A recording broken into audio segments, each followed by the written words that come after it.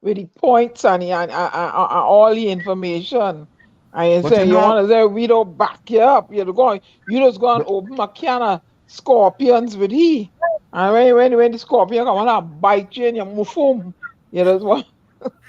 okay, all right. Hey, Tommy, Marshall, Tommy, Nesbitt, a pleasant, fantabulous, splendiferous, happy Easter Saturday to you as well as to Miss Diana, Waveney, Stormy, the Storm McDonald. Welcome, Tommy. Thank you, and a special happy glorious Saturday to both of you. I hope it's gonna be a beautiful one. But wait now, let me tell you something. You know, I don't know anywhere. Like I coming to be, I getting like a Good Friday bubbly now in Trinidad. You know. They beat it on you. Oh dear. My friend Julia Davy Oh cussed Lord. me nasty boy on Good Friday, and she asked the God for forgiveness. Cuss me, you know, real cuss, you know, on Good Friday, you know. And when she finished, she said, "God, please forgive me for cussing on Good Friday." Diana, what? Everybody, all you go and look at and Julia Davy again. Here your props. All you go and look at Julia Davy video is just Sharon Davy. Go and look at it on Facebook. She cussed Wall Street. What she called me? Oh God, she called me a sellout because she really did sell out, you know. She but she says a sellout as a house Negro. Oh God, you know. Boy, if you hear all your names, boy, she cussed me like no other boy. You know what I mean? She was upset because I told her that, you know, she sold out her people when she went and joined the UNC. Oh God, who tell me say that is level customer, boy, level. But who told you to say that? I don't curse. But who told you to say that? Boy, Tommy, boy, I get level, boy, Tommy. I ain't lying, eh? And I sit down there, take my cuss, good. But I wanted to know something, Socrates says, when a debate is lost, slander becomes the tool of a loser. That is what I always say as soon as someone starts to cuss in a debate or an argument. Let me repeat for Julia Davy. Let me hold on. Let me do this. Hold on. Yeah. Let me repeat this for Mrs. Julia Davy. Socrates, a very, very, very famous person, says, when a debate is lost, slander becomes the tool of the loser. That's what I always say as soon as someone starts to cuss in a debate or argument. If what I hear cuss by Julia Davy, but I get, you know, and Diana and Tommy, I said, I'm going to take my cuss, I take my level cuss. Well, you had to do that. You had to take it like a man. I take my cuss like a man, boy. And, you know, she was a member of Gary party. And, oh, Lord. Gary, welcome. Gary don't have no party, you know. You're putting yourself in trouble again. No. And when she take a ducking.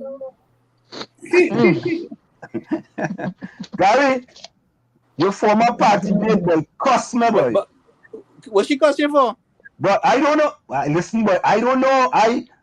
In a phone conversation or in a live, or how she did this? She was doing a live. I drinking my water, eating my jelly, right? Watching people take bamboo and minding my business. Right? But that's what happened. It wasn't minding business if you're watching people. You watching face. It's level cost again. And Gary, Good Friday too in a way. Oh, licks again, licks in your tail, Anselm. Poor Anselm. And what was this cuss about? What she cuss you for? But hanging out with me? No, she tell me as a sellout, as a house Negro. All I only costing the P&M. All I talking about the building in Chumaka. Oh God. Anselm, I say it takes one to know one. But hello. Yeah. What she did more than anybody else? She capitalized, right, for herself, right? Oh, Gary, you're telling me that she was in the UNC because she wanted to capitalize. Is that what you're saying, Gary? Hello. No, well, I don't know. I just asking questions and I don't know. All right.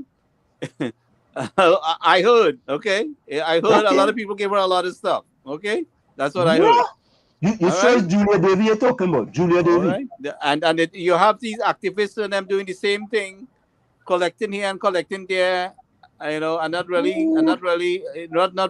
in real for the fight, No, they're selling out or they're capitalizing for themselves with one or the other. I think the conversation needs to change. Good. All right. Anyway, let me go to the let me go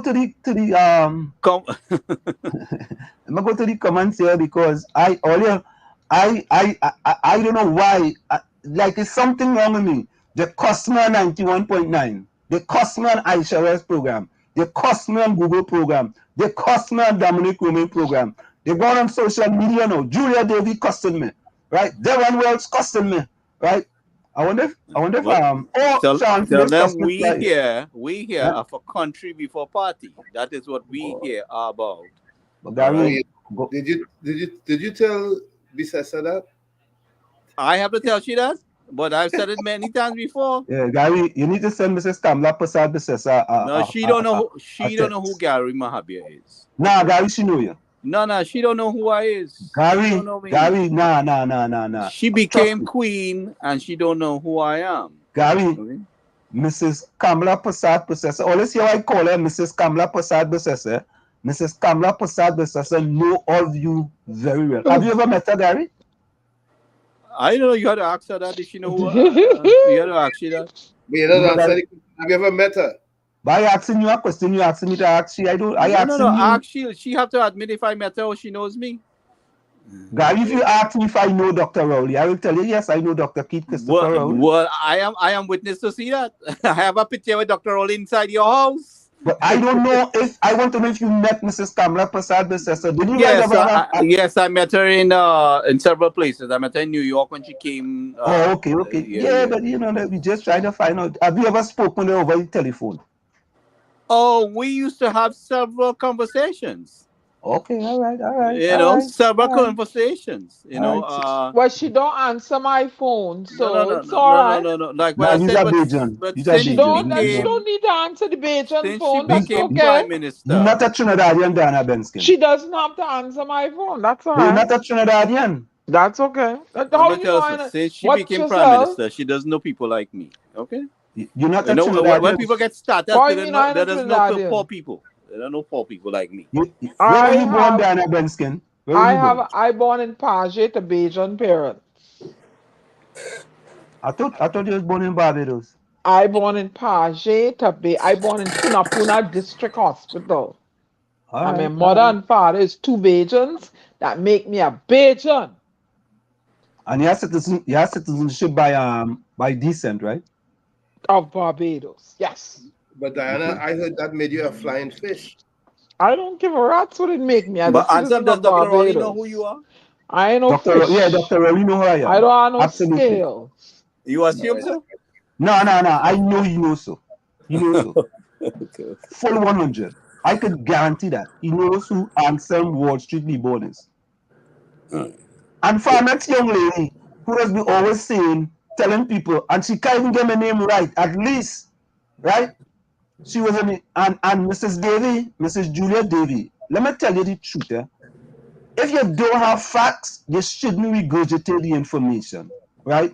And many of you may not want me to be a professor, but it's fortunate. This little black boy from Chumaka, Claventil, is absolutely a professor. I was going to say a pastor, It's truly a professor. So don't listen to all the other rhetoric from your other people when you go along, get along. And that is certified in the United States. Yeah, certified, right? In the United States of America. Yeah. So just let them know, yes, true, really and truly. You rather say if you think he's a professor. You're not trying to be a professor. You're not he just call himself a professor. He just calls himself professor. Yeah. You don't have an honorary doctorate. You don't have an honorary doctorate. You have an accomplished doctorate. Yeah. So listen. Let's say first in the village tonight was Takesha. Takesha again. Takesha, welcome, boy. I thought Choice Smith and Vonnie Roberts of Fish Stick and then would have come and kind of break the thing a little bit, boy. But Dinah, I don't know how to send them for some suggestions, So we have Takesha, first, second, third, fourth, fifth, sixth, seventh. Lana 8, Lana welcome. Lana 8, 9, 10, 11. Rajvi coming 12. Rajvi. Then Nadia coming 11, 12. Takesha 13, Takesha 14, Takesha 15. Lana 16, Lana 17. Then we have Fishstick. Fishstick coming 19. And Fishstick say what? Wall Street, make sure you keep your bedroom close by. Because you're going to get a headache with all that licks from Gigi. Oh, God. Hey! I something like my call, you know, I could send it to you virtually. Yeah, and people, so I don't know, warming up for me to get my good Saturday booby legs, boy. Yeah, boy, Gary Griffith coming for you. Yeah, watch, this will about to happen, eh? I feel this will happen. Let me show you this. I feel this is what will happen. All they want me to get this, right? I know all they want me to get this. All they want me to Behave yourself. Wait, say that. Oh, Imbird, that one is Imbird. Imbird, and I tell you about this gas? Who that's supposed to be now? You know here.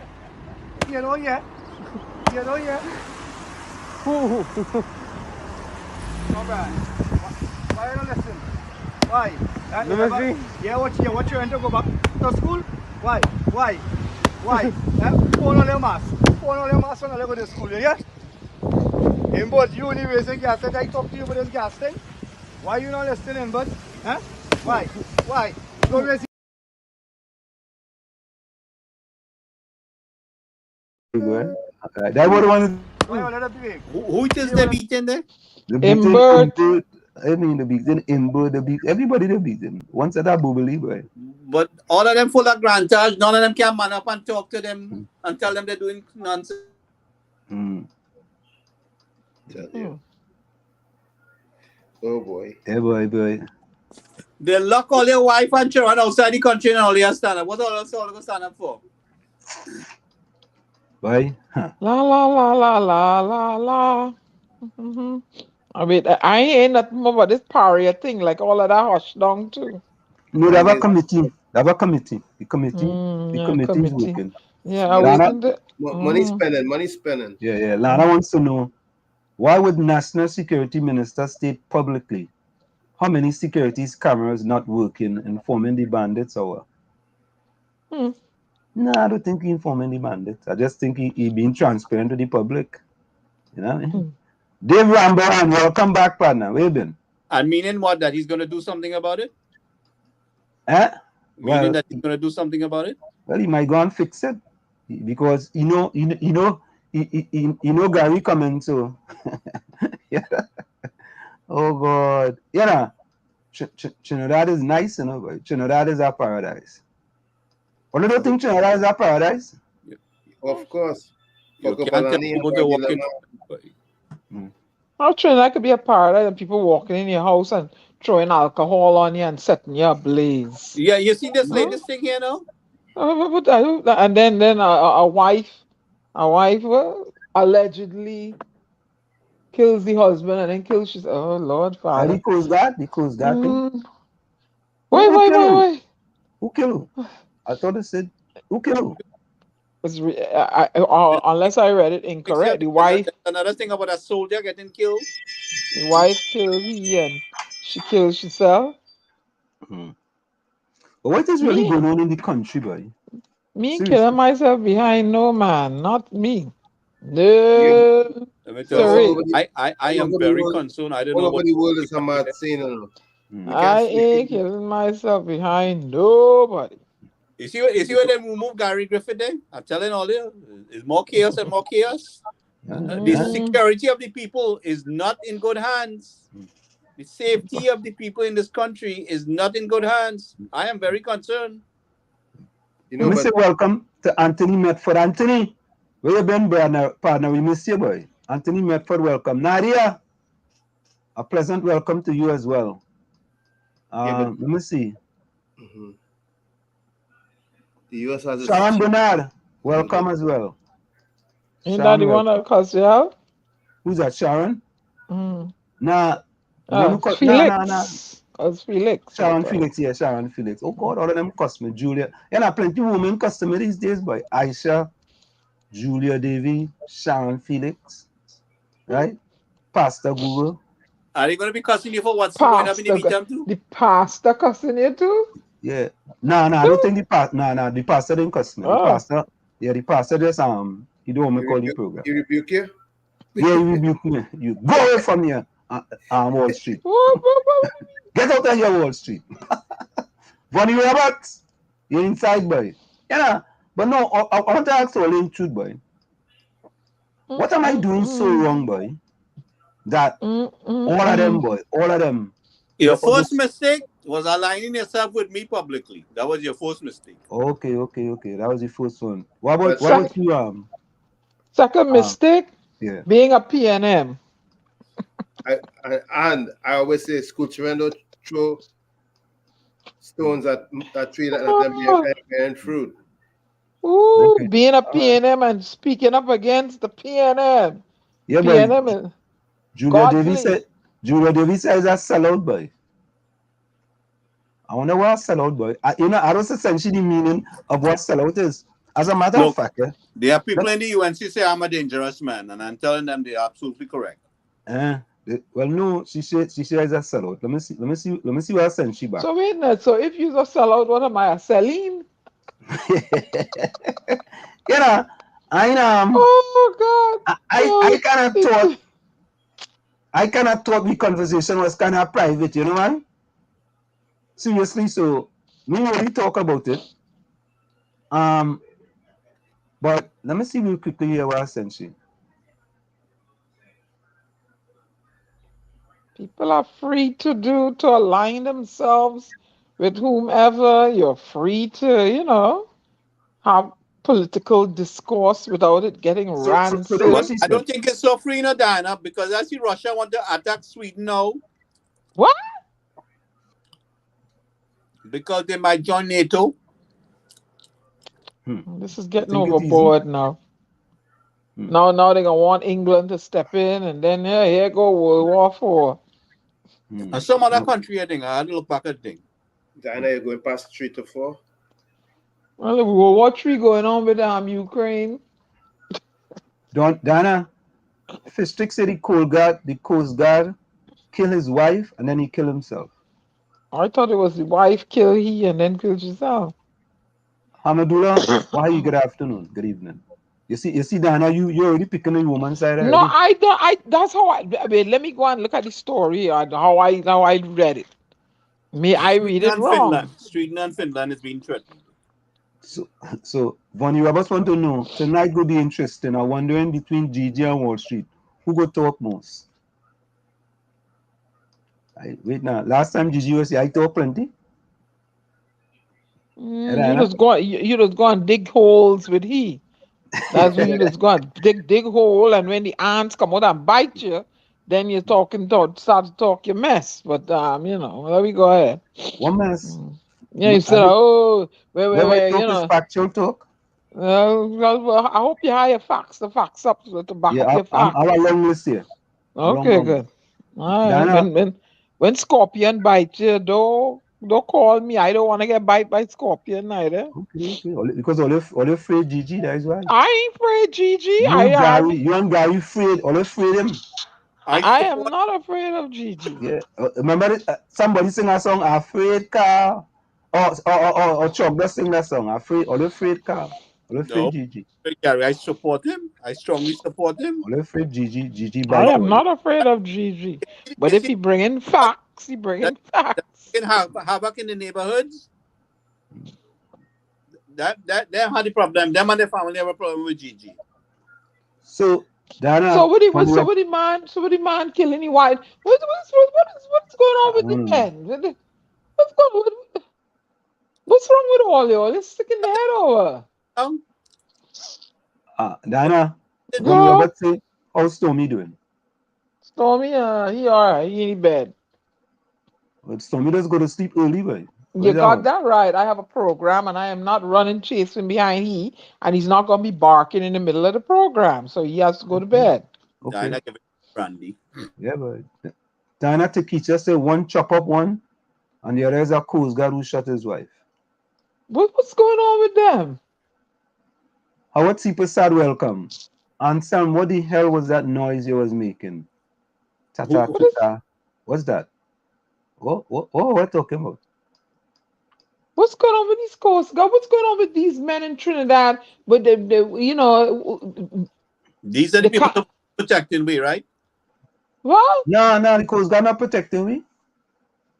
I talk about the men in general. Like they have this consensus that, oh, you know, if the woman don't want them, that's it. Diana, it's You know, not no all other men, man. Diana. It's not all men. Well, all these stories are coming out seems to be pointing in that direction. No, it's not I ain't pointing in saying that all direction. men. It's I not said all the men. stories. But you can't put all men. You can't paint a broad brush and say all men are that I way. said the consensus behind the stories that coming out. No, the consensus is not that all men.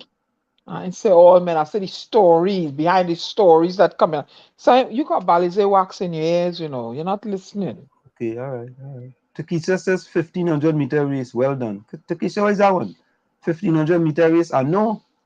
I wonder what Takisha talking about there, boy. 1500 meter race. Something wrong with there was something going on so I don't know. Maybe the lockdown, the in Trinidad got them going crazy. Let's say hello to Lace Peterkin. Is that Peterkin? Welcome. I wonder if that's the first time Lace here. That name sounds familiar. Yeah. I think Lace was here before, man. And of course, our good friend Real Talk in Real Time. Welcome. You know, I wonder if that one a guy Griffith partner too, right? And then you see new people coming in chat. Them is friends of Gigi, you know. Gary set up all the friends of Gigi to come in, boy. Vonnie Roberts want to know why Julia David will cuss Tweety. Nah, she ain't gonna cuss Tweety. Your mother. You have. Woo! Yeah. That World War V in Trinidad. World War V, that World War 10 right there. What? That gonna be cuss for cuss, boy. Oh Lord. Cuss more than them. It's cussing after cussing, you know. And some you get cussed for 32 billions or what. Yeah, boy, the cuss, man. She said that fella from Chumaka. Every time he come on, you want to talk about the building all the time. Right? He's a sellout. Oh boy. A sellout boy. Hey, look, we partner opinion box, boy. You're inside, brother. Adrian, welcome. Oh, Adrian come for Gigi, boy. Gigi sending all the minions, boy. Yeah, he's sending the spy ahead of time, you know. Gigi said, all you going and spy. And let me just text me, let me hear what you're talking about. So I can be ready. Leave opinion box alone. Yeah, when Diana Benskin and Gary and Tommy Chop and said a softball question for him. Leave opinion box alone. Gary, no, not Tommy. Gary and Diana will be You see, you're starting on me already, huh? You go and dig. You just go and dig your hole, and when scorpion bite you in your kufum, you expect me to come and save you, but ain't working. Because you're gonna take that sting by yourself. I know there are some easy questions. You take that sting. I don't softball. You're gonna take that sting by yourself. How difficult was it to be the COP? Dana, I know you and Gary. But you just ask the difficult questions, so we ain't on to ask. No. I wanted to ask some questions where you have to think. I want them to think critical. You just ask the difficult. Let me go get some. You just ask the difficult questions, so we don't have nothing difficult to ask. You just come loaded and ready. So we like, okay. Look. Joan, welcome. Look. Joan just coming, right? Yeah, what Joan said. She just coming. Listen to this. Good night, everyone. Late tonight. Did ground report cuss you? Oh Lord. You see? My middle name, John, I don't know, I'm sure. But I sure Andy Williams and you're Lennox Smith. Cuss me. Right? Not cuss words, eh? Not actually cuss words. He say, Boy, that Wall Street, because Lennox Smith was the fellow who tell the people of Lavantil that the reason why they have crime in Lavantil is because them people just drink, they have HIV and they just drink punching rum. Oh my word. Google it and all you. Don't take my word Oh for it. my Google word. Lennox Smith, HIV and punching rum. Lennox Smith said the problem for crime in Lavantil is because many of the people have HIV and they just drink punching rum, strong rums, punching rum. Lennox Smith said that. And until Lennox Smith apologized to the people of Lavantil, right, he going nowhere fast. And you from Lavantil, you know? But wait a minute. But Well, punching rum, people that drink that all across the country. Why the crime not bad in the other part of the country where people drinking punch rum? but ask your friend Lennox Smith that. Don't ask me that.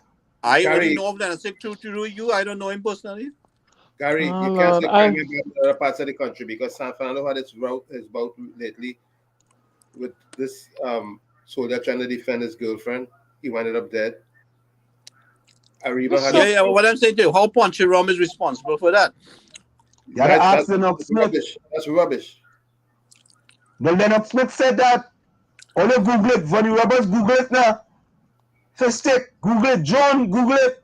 So what Lennox Smith saying? They should get a better quality of rum and that go bring the crime down? I don't know. And the man from Lavanti too, no boy. I was kind of disappointed that he said that. So what they gonna do? Trading the guns for rum? Hey, but listen, Vonnie Roberts say, Vonnie, I ain't here, you know. And some I heard Kingsley praising you up today on TC on every program. What you say? What you say, boy? This Kingsley say good things. Oh God, Kingsley my partner now, boy. Kingsley, hey, Kingsley, boy. Hey, Vonnie Roberts, Kingsley my real partner, you know. Kingsley, boy. Oh, you know my partner too? Got to know, got to see for my partner. I have plenty UNC partners. I have plenty UNC friends. You see?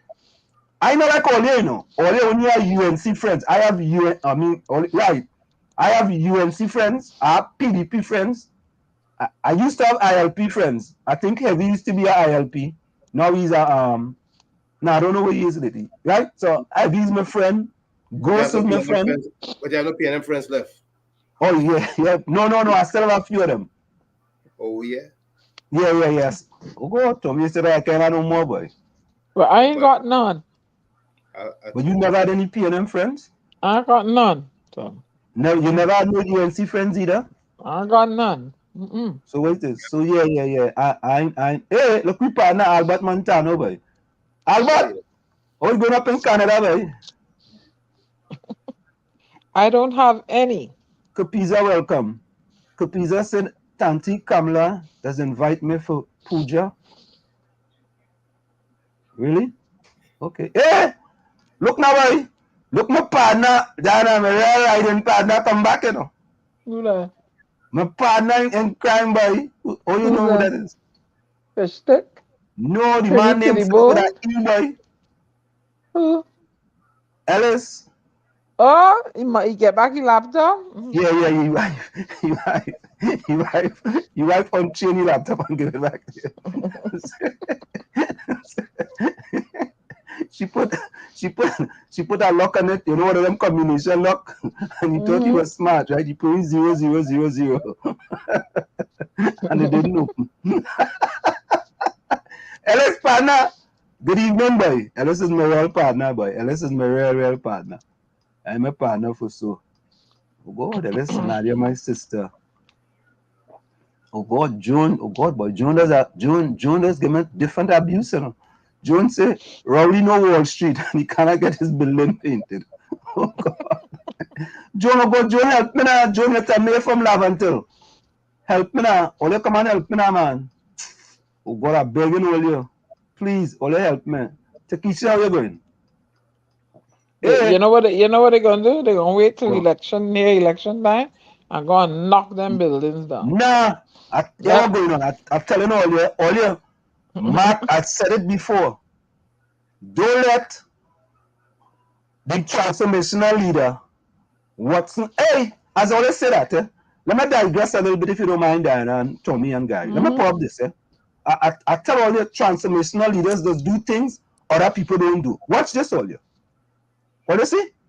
Look, let me remove that sign there. Well, let's see. Watch. Well, let's see what Tobago game. Watch what Trinidad game. Well, let's see. Well, let's see what's going on. Yep. Transformational. I tell the people of Trinidad, I'm going and them PNM people that's cost me now, boy. It's that one that spell my name like Ellis name. She make me Ellis family. She say Ansel the board. Right? So Ellis, we had to kind of work something out there. Either she trying to thief my name and give it to you, or you thief my name and I didn't know. One or the other. We had to try and work it out. But what's Tobago? Tobago school vouchers, boy, for students in need. Grant 25 to 30,000 for maxi drivers who provide school transport services. What again in Trinidad? So What again? Salt.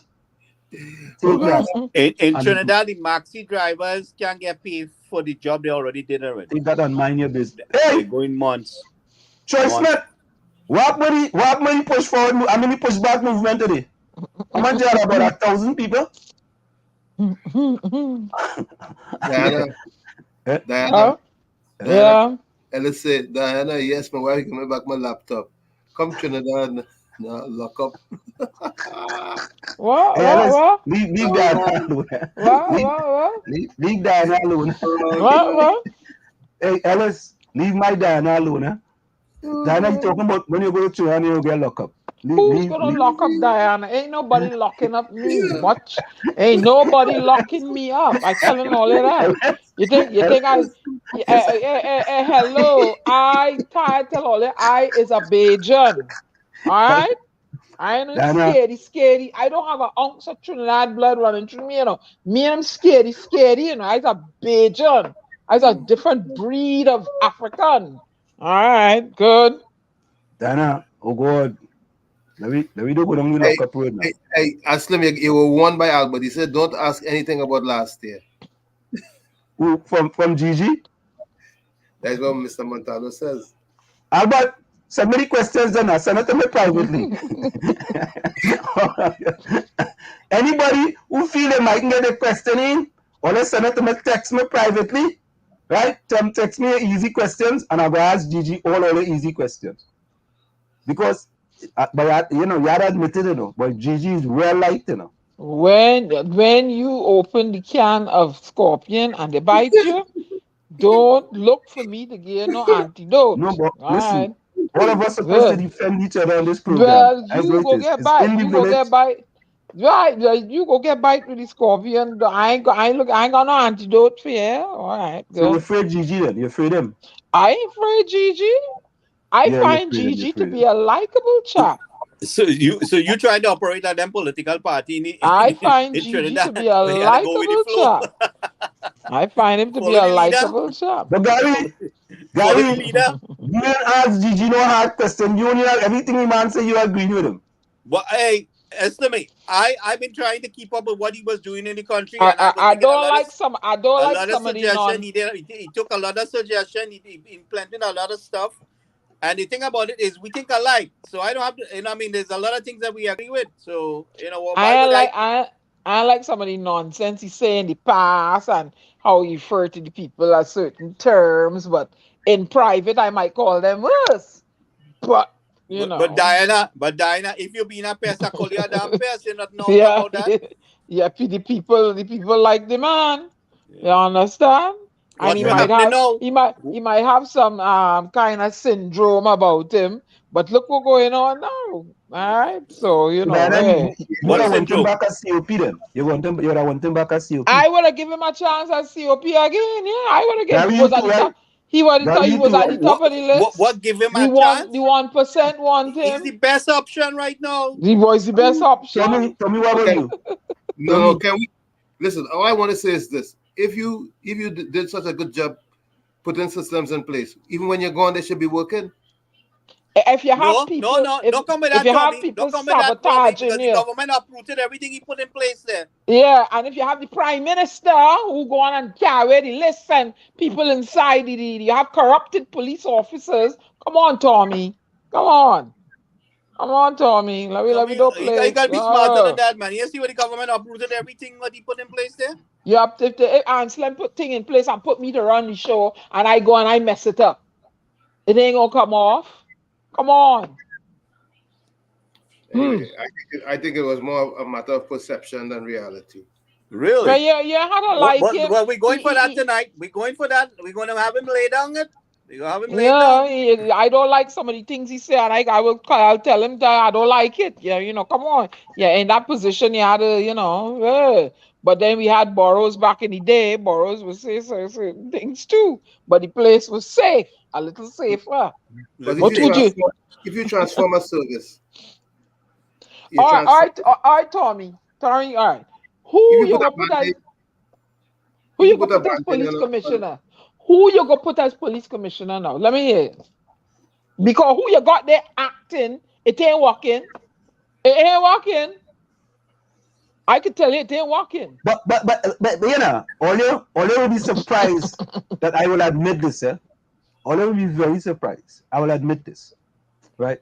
But no, when Gigi come on, I'll admit it. I'll admit something that many people will be very surprised. Ronnie Roberts says, who you got there now ain't walking? All right, so let me hear now. We're not a matter of walking, Diana. We got chaos upon chaos. Yeah, they're walking. Right from the start, I said the best option was Wade Hayes. I don't care who said what. Tommy, you ain't know what you're talking about, man. You ain't know what I don't know Wade Hayes. I know what you're talking about. No, Wade Hayes is a good fella. It's a matter of good fella, boy. They lack the innovative skills. No, There's no comparison to Gary Griffith on the job that he performed there. But Gary, no comparison. He has more experience and more knowledge. You do not have one man in TNT to touch Gary Griffith. Gary, I think that if given the opportunity, I think Wade could have done just as a good job as anyone else. He couldn't even come close. Tell him I say. No. I think he would have done. I think he would have done a fantabulous job. Ronnie Roberts says Wall Street, the naughty professor. What? As a naughty professor too, right? Ronnie Roberts is a good one. Again, the police. That's a pretty good one. I like that. Commissioner of police, but we also needed a full team. This thing is such a difficult thing to manage that you can't have one person that's running the show and you don't have a team that's working with them collectively on getting the job. To begin is police commissioner of police. You need somebody who knows policing first to begin with. Yeah, like Obama did no presidency, right? Obama come and put all of them to shame. No, but Gary, I saw him. Obama came and put all them different. Gary, you're being disingenuous, right? Here's why. I mean disingenuous. You, Gary, don't want D.R. Singh to be Mr. D.R. Singh turned D.R. Singh to be Minister of Health because he said you know nothing about Ministry of Health. Ooh, oh Lord. You said that. Correct. Huh? Many people said that he has. Oh God, guys, you're going to shift the goalpost. You and Diana Benskin like to shift goalpost. Hello, don't call my name in this bacchanal with D.R. Singh. Leave my name out of that. I was a goalie at SAGs. I don't shift goalposts. Don't hold back with those questions. I don't shift goalposts. I don't knock ball out the goalposts. But no, you got to ask him. So, Kapiza said what? And PNM supporters believe in dictatorship. Oh God, somebody. Doctorships. What are you talking about? Is it the SCA thing you're talking about? Nah, Kapiza, man. Oh God. Let me pop my thing again. Eh? Oh God, Kapiza. Oh God, you make me feel to cry. No, we have said it over and over. Let me put it up again. The system was never broken. It was built that way.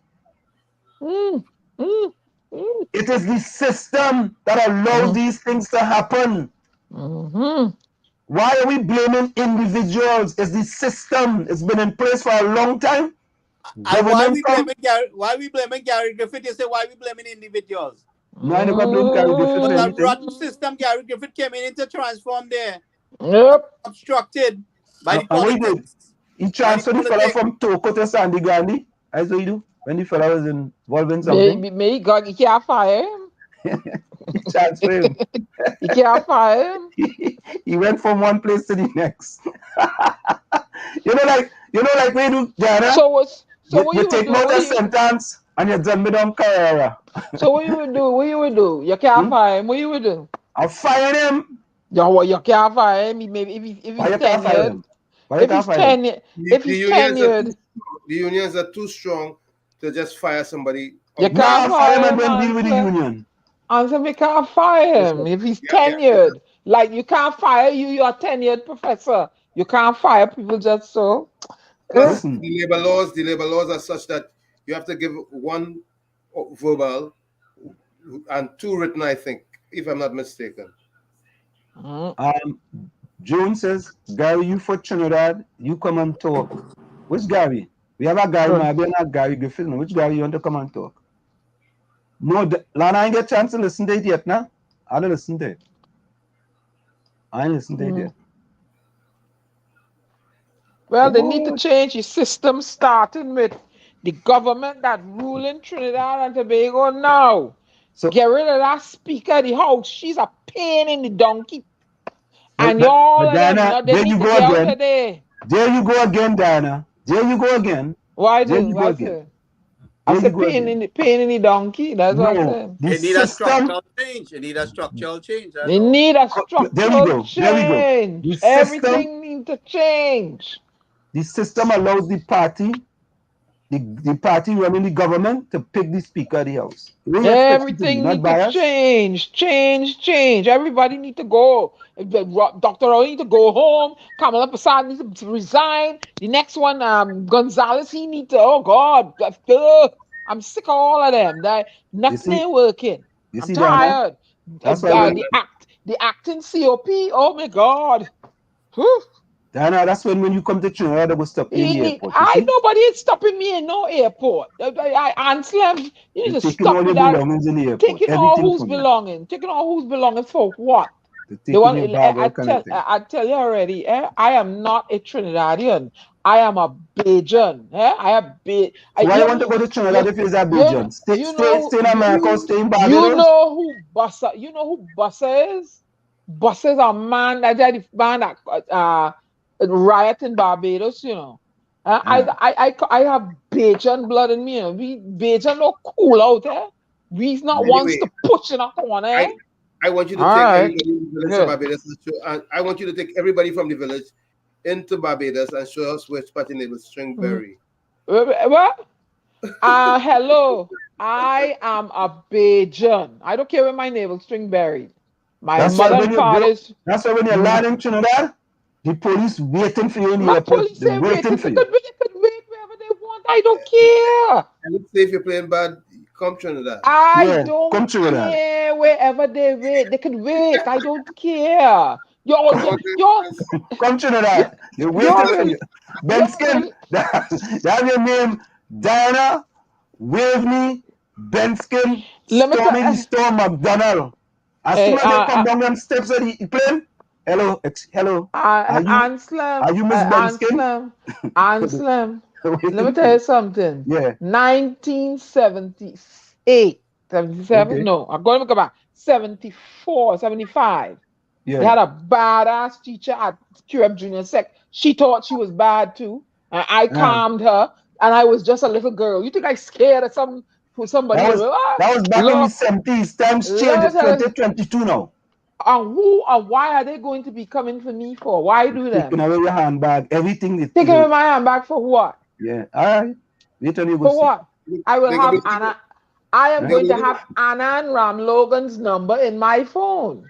Why you having this number in your phone for? Well, if they want to play, a game. Like they want to play a game. They can speak to Mr. Ram Logan. Diana Benson. You're going to be sitting on back for WMDs. Oh God, Diana, you're afraid, and you're. I'm not afraid. If they want to play game. They can speak to Anna and Ram Logan. Because I will not be speaking to them. Diana, you gotta make sure those WMDs you leave them home when They you. can speak to just Mr. like Anna and Ram Logan. They don't have to just speak like to how you me. say Mufasa. They can speak You to say Anna and Anna. Ram Logan. Top They don't Let me have of say the to hello to Rose. top of Let me the say hello hour. to Rose. top of the hour. It's in the village to the DAG Triplets on WZYE 95.9 FM. Our guest is already in the background. You know, Mr. Gary Griffith is already sitting waiting, Nice. listening to Diana getting scared for when You're she getting enters the scared about airport. who? Getting Let scared me say about good who? night to If Rose. they want to apprehend me, I will give them my lawyer's number. I'm not speaking to none of them. We'll be right back after this short break. It's in the village to the DAG Triplets on WZYE 95.9 FM. Of course, we come to you every Tuesday, Thursday, and Saturday from 7 to 10 p.m. That's Tuesday, Thursday, and Saturday from 7 to 10 p.m. Stick and stay. Don't go nowhere. It's in the village to the DAG Triplets on WZYE 95.9 FM. You're listening to WZYE 95.9 FM. You are listening to WZYE LP 95.9 FM, the most influential name in Caribbean radio in the tri-state area. Broadcasting from East Orange, New Jersey, the most influential name in Caribbean radio, WZYE 95.9 FM. We are back with you. It's in the village with the DAG Triplets on WZYE 95.9 FM. We come to you every Tuesday, Thursday, and Saturday from 7 to 10 p.m. That's Tuesday, Thursday, and Saturday from 7 to 10 p.m. Let's bring in our guest. He's in right on time. No other than the one and only Mr. Gary Griffith. Mr. Griffith, how are you doing, sir? Of course, it's in the village with the DAG Triplets on WZYE 95.9 FM. By now, you know this Diana. Diana is considered to be the storm. I am Ansem of Wall Street. And then we have G, which is your namesake, Gary. His last name is just a little different. He's Gary Mahabir. And he is the Phantom. And of course, we have a fourth person, which is Tommy. Tommy is a commissioner here in Newark. Mr. Griffith, welcome back to In the Village with the DAG Triplets on WZYE 95.9 FM. Good night, evening. Mr. Griffith. Good night. How are you? Always my pleasure to be on. Talking about they're going to send police to the airport. I was listening. It was quite interesting. Yeah, I waited for them to get to the airport for me. Yeah, I want some police to come to the airport The only to party that apprehend. said about the government, Diana Benskin. I want the police to come to the airport to apprehend Waveney Diana McDonald. Let them come. I'm waiting for that. I will give them my itinerary. Okay. So, Mr. Griffith, I see you have on a Nike outfit there. Is that any type of particular outfit you have on? Just No, asking. it's just a Nike camouflage track top. Camouflage has always been a favorite pattern of mine, for obvious reasons. But Mr. Griffith, I thought civilians can't wear camouflage outfit in Trinidad. Well, I'm in Miami, so try again. All right. Already you blow, he's in Miami. Yeah. I was just wondering because I know I have camouflage outfit. And I know when I go to Trinidad, I can't come with them camouflage outfit. I was just wondering. Yeah. But Mr. Griffith, we want to thank you so much for joining us again. And we see the political landscape in Trinidad and Tobago, and we know just recently you just launched the National Transformation Alliance, the NTA. Now I want to ask you a question. Is there any particular reason why there's transformation between the National and the Alliance? Transformation between the National and the Alliance? Any particular reason? Good evening again. No, the party has not yet been launched. When it is launched, the Caribbean would know. But the reason for transformation is exactly what Trinidad and Tobago needs, especially in the political landscape.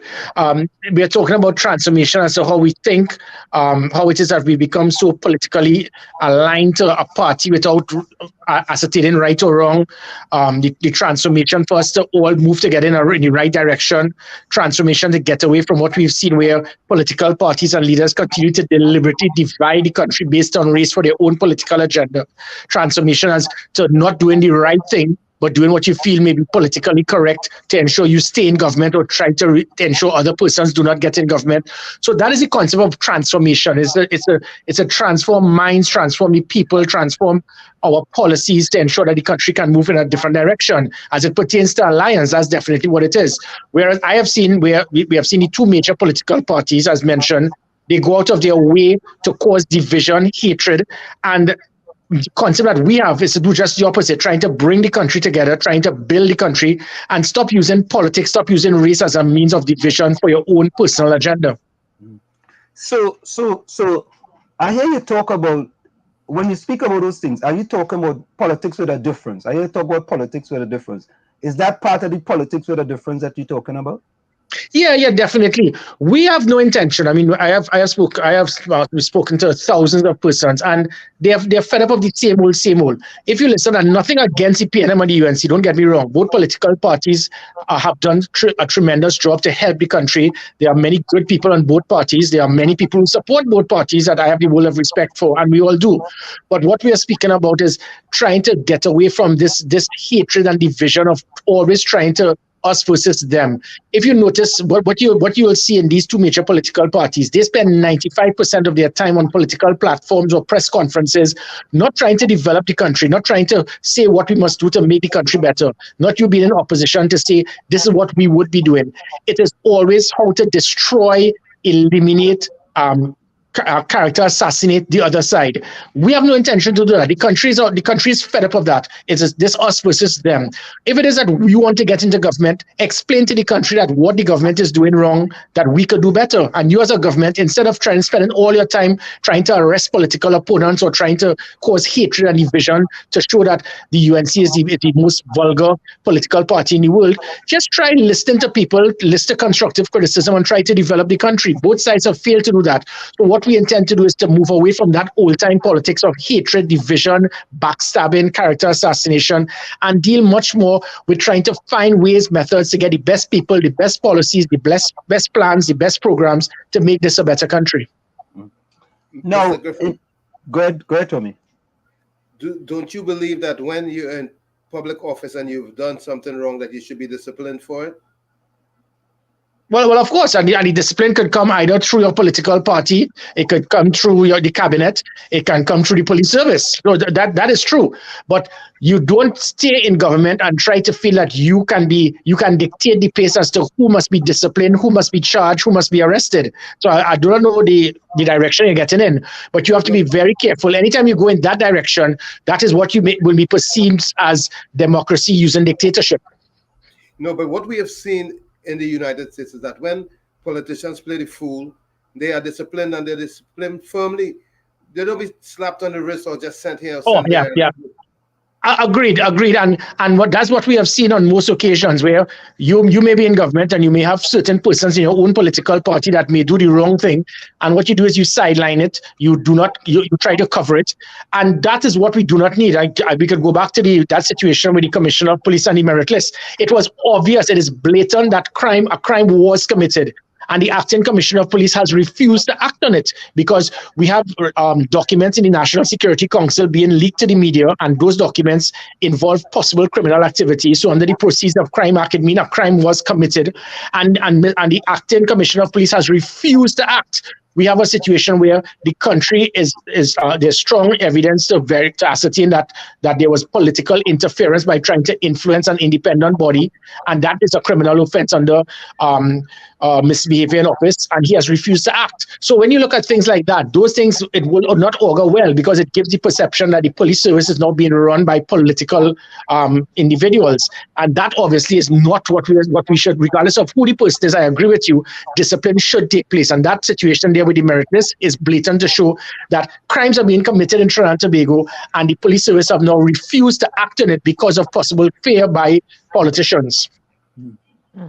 But this is not now. This has been happening forever, because when we can go down a list and see how many crimes were committed, not just recently, but way back by politicians. And what happens? Nothing happens.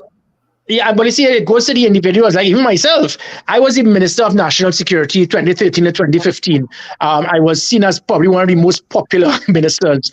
But when it reached a point of principle, and sometimes, Tommy, is that persons, they deliberately hold on to that post for life, and they forget of that oath that they swore to their country, that oath that they swore to state about being fair and impartial. And when it is that there was a shift towards trying to get me to possibly lie or to mislead the police service to protect someone else, I said, well, you could take my job. I don't want it, because that is where character comes in, and we lack that. We have seen politicians now getting in a position, and they will sell their soul to stay in that position. I decided to say, listen, you want me to lie to protect someone? I'm sorry, I'm not cut like that. fire me. It went again when I became commissioner of police, when a prime minister was trying to allude to the country that the police should arrest persons in their homes. I stood firm on the prime minister and said, you were wrong. I could have sat back and done the same thing that the police did in 2011 when Kamala Prasad Bisesa and the others in cabinet misled the police to tell them to arrest hundreds of young black men, and then they all sued the state. But the police did not stand firm to tell the government where to get off. I stood firm, and I probably paid the price for it because the prime minister is very thin-skinned, and as Patrick Manning said, when he doesn't get his way, he gets very angry, regardless of the crime statistics, regardless of popular support, regardless of what the country wanted. It's based on him. So on 2 occasions, I have stood firm on principle, stood up against 2 prime ministers based on what is right. We need to have 41 members of parliament in this country, to have that same kind of philosophy, to stand firm and say, listen, my position in parliament, my position as a minister cannot be more than my principle to right and wrong, and my principle and oath to office to my God, my country, and my people. Now, Mr. Griffin, with your party, right, the National Transformation Alliance, when it's launched, are you guys going to contest local elections? Well, that's very interesting. We have so many political parties. You'll be surprised. I'd like you to go online one day, and it's easy to go on the EBC and look at the number of parties we have. Everybody wants to form a political party, but nobody wants to get into the cut and thrust of politics. So you have the MSJ, you have the Congress of the People, you have NJAC, you have all of these parties, and they do press conferences weekly, but when the time comes for you to be in an election campaign mode, you back off because you're afraid that you might lose. Well, then what is the reason in forming a political party? If it is you form a political party, but you do not want to get involved in elections politically, well, then you're no longer a political party. You're nothing more than an activist group. The country, we have enough activists. We have persons cry and complain and they protest and they boycott. What we need are politicians. And when I speak about politicians, I'm talking about proper patriots. So what I will be looking at is the best persons available. I'm asking persons, even those who went abroad, to come back home. Now is the time to let us get this thing right. This is our last opportunity. And obviously, for us to do that, you have to get in election mode. You have to take part in elections. And that will include even going on the upcoming local government election.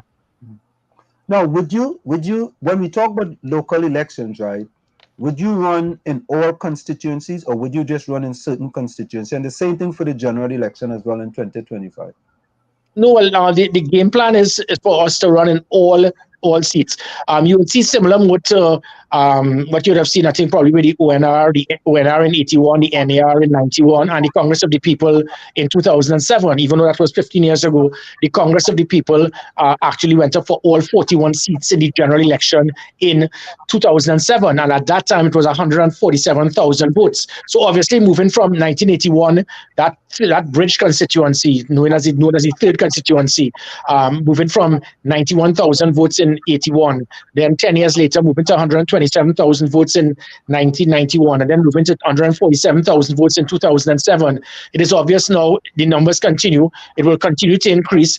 Obviously, with the leadership we have seen now in both major political parties, it is not a Patrick Manning and a Basdio Pandey. So it means that the support base by at least 1/3 of both sides may be even further eroded. And then we're speaking about those persons between the ages of 16 to 33 who would never have that third opportunity since 2007. You're speaking of another 150,000 votes there. So we see easily that this bridge constituency will have between 200 to 250,000 votes this time around. Would it be enough for us to win an election? We don't know. The UNC or PNM can't say the same for themselves. What we need to do is to try our best. And because the country right now, there's a major need and a concern for a major third political party. So we intend not just to specify specific areas of Trinidad as it pertains to local government election, and obviously for general election, all 41 seats will be the game plan. No, we hear from the leader of the PDP, Watson Solomon Duke, and we just looking down the road, right? Let's say in 2025, the National Transformation Alliance wins 4 seats, for example. Would you, as the leader of the National Transformation Alliance, form a coalition with any other party? I know we're looking far down the road, but just... Yeah. I wouldn't go that way. And let me tell you the good point and what I'm going to say here. If I give an answer now, it shows that I will be no different to Keith Rowley and the PNM or Kamala Prasad-Bissessar with the UNC, where one person is making that decision. This is not going to be a one-man show. Yes, we saw the Kamala mania in 2010 that caused a landslide of 29-12. This is not going to be a Gary mania where one person is going to dictate the pace as to what is going to be the decision. What I have seen a lot is that major political leaders and parties, they like yes people, where they want to make sure there are people around them that will just say, I agree to what they want. I don't want that. I do not want yes people around me. I want persons that have the ability to stand firm and say, this is wrong. We need to go in another direction. That is the only way we can make right decisions. When Keith Rowley made the decision to scrap the merit list, shut down a proper process because of one individual whispering to him and lying to him, and he took that as bait and totally caused what is we see now as mass bloodshed in the country. And nobody else in his cabinet had the strength to say what you're doing is wrong, even though they all whispered to me to tell me that they're upset by what he's doing because it is affecting national security. That is not what our country wants. When you have a government like that, that is dictatorship. When I do not this, I could give you the assurance, I have no intention to operate in the same manner as the PNM, the UNC, or what we have seen with other political parties. When I speak, everybody must just follow, not a dog bark. That's so it will be improper of me to even contemplate even giving you an example of something where there would be a cabinet, where there would be an executive, and decisions must be made based on having the best minds available for us to make the right decisions, because one man cannot be that person who will always make that decision. This is what is happening with the PNM.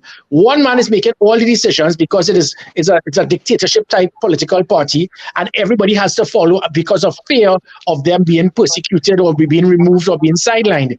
That is not how this party intends to operate. So it will be impractical for me to give an answer if it is we have not yet even formed an executive. Gary, Okay. this is Go ahead. Diana. How are you doing? I can call you Fine. Gary? Of course you can, yes. Okay, good. There are some people who are going to be teed off by some of your comments from the past. I'm not one of them. And, you're going to be having to try to win these folks over in, local and coming election. How do you plan to, one, win these people over and apologize or otherwise? Well, again, I am human. I will make mistakes. And if it is that there's something that I may have said or done that may have affected persons that I said in the wrong way, I would be man enough to apologize. You will never hear Keith Rowley apologize. And that is the difference with Keith Rowley and myself. You're going to see a different type of leadership. And I will always want to compare Keith Rowley with Gary Griffith. And you will see the difference in class, the difference in leadership, the difference in humility. But I would like you to just give me a perfect an example. And you see, what is very unfortunate is that many people will give comments about something. And if I reply, it is seen as Gary is, there he goes again. But why is it that you have a right to say something about me? But if I don't have a right to defend myself or to clarify something based on your misinterpretation of a topic? So if you want to give me an example, I will give you, I could throw one immediately. Some of the PNM supporters love to throw is the cockroaches. So let me throw on it here, right? Let me throw a perfect example. I do not want any cockroach to vote for me. And let me tell you what I mean by a cockroach. If anybody raped your daughter, kidnapped your son, or killed your spouse, that is what a cockroach is. And if it is that persons are affected by me calling an individual that, if any of those individuals did anything to your family member, what would you call that person? What we have is many persons who are sympathetic to major criminal elements. And that's what I did. When I brought down every major crime in Trinidad and Tobago by 35%, it was the highest reduction in every crime in the history of Trinidad and Tobago. And since I left, it is now the highest spike in crime in the history of Trinidad and Tobago, thanks to Keith Rowley making that one decision by himself that is causing mass bloodshed in the country. Because I went after the criminal elements and I took them on hand, face to face, and I let the country realize it is us versus them. It is law-abiding citizens versus criminal elements. And if somebody rapes your wife, kidnaps your son, kills your daughter, that person is a cockroach. And if it is that persons are offended by this, the only apology I will make will be to the cockroaches, because a cockroach does not deliberately try to kill people. So I have the same way Gary Griffith operated. I intend to take on criminals very hard. I will do the same as a political leader of a government, in a government. I am not going to be sympathetic to criminal elements and persons who kill, rape, and kidnap.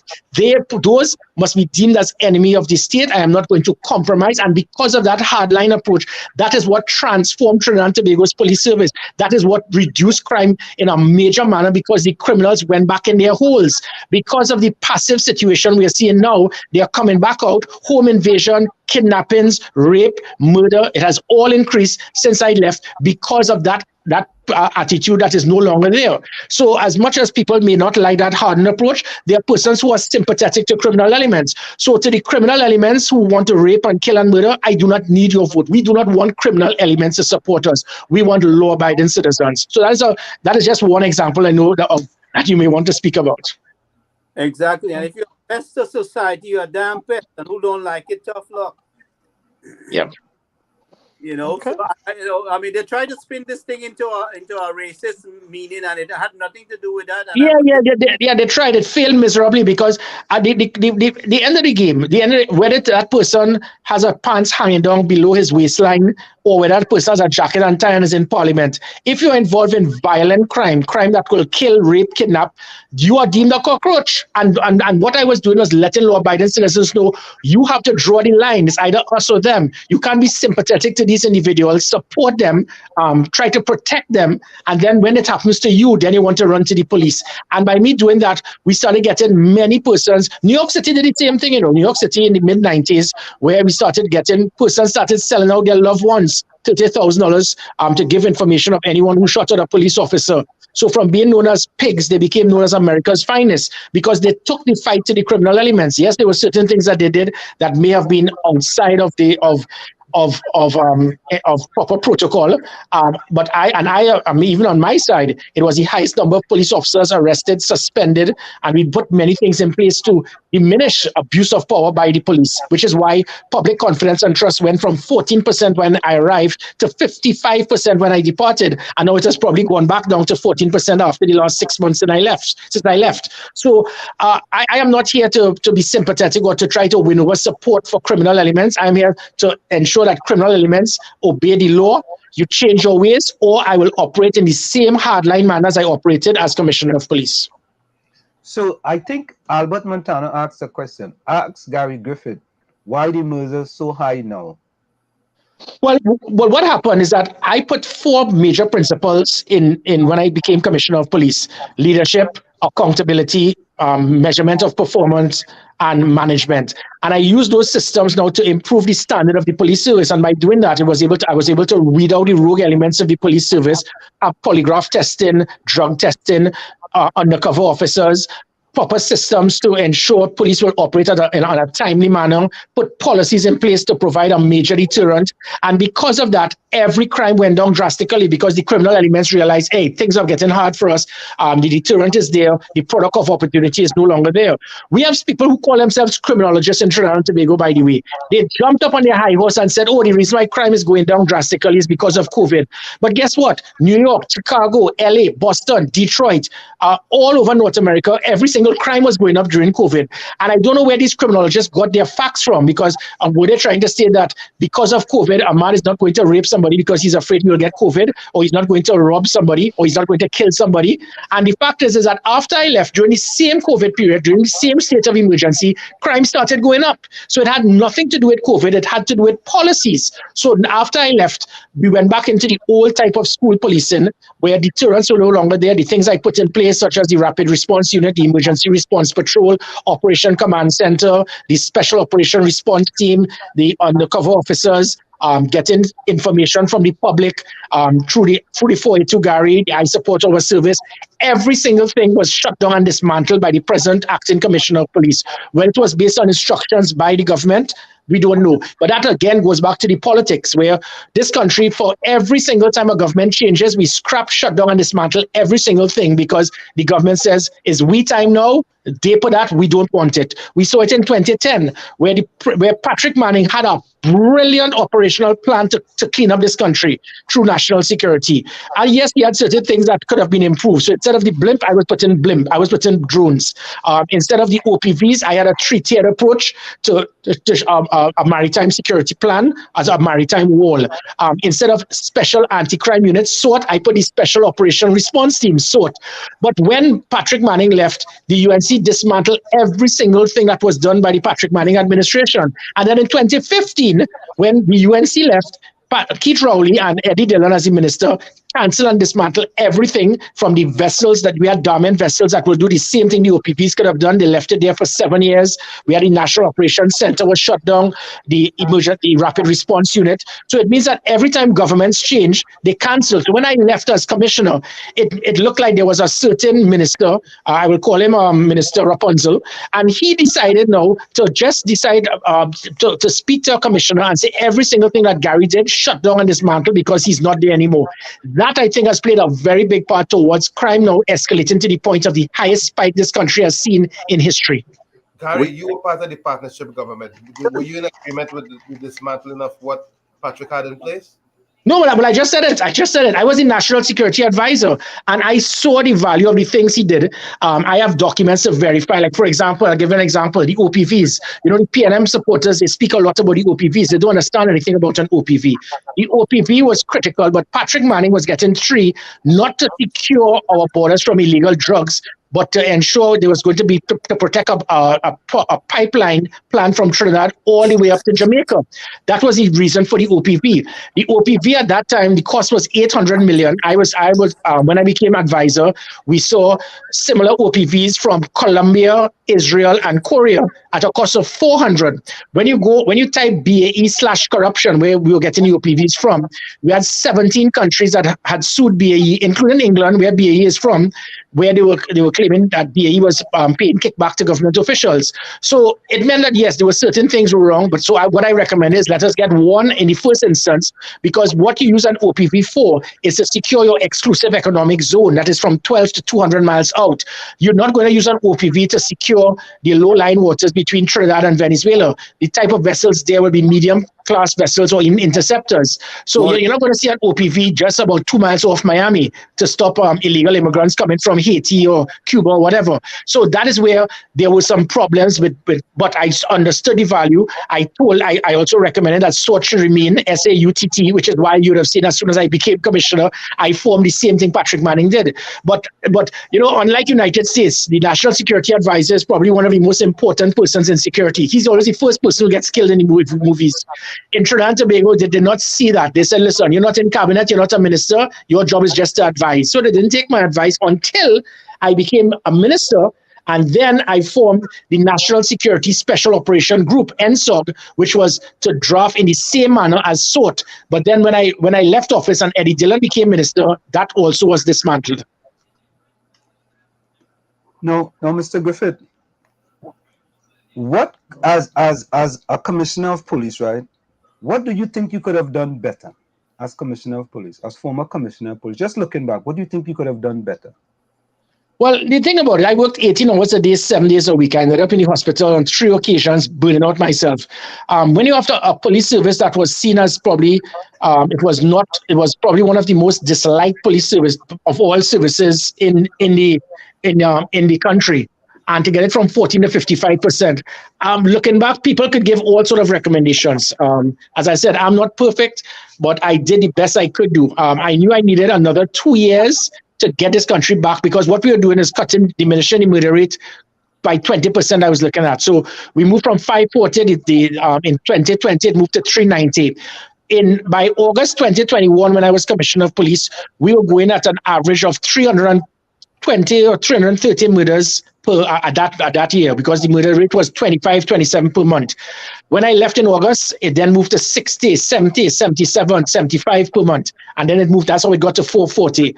So if I had continued, it would have gone to probably 330.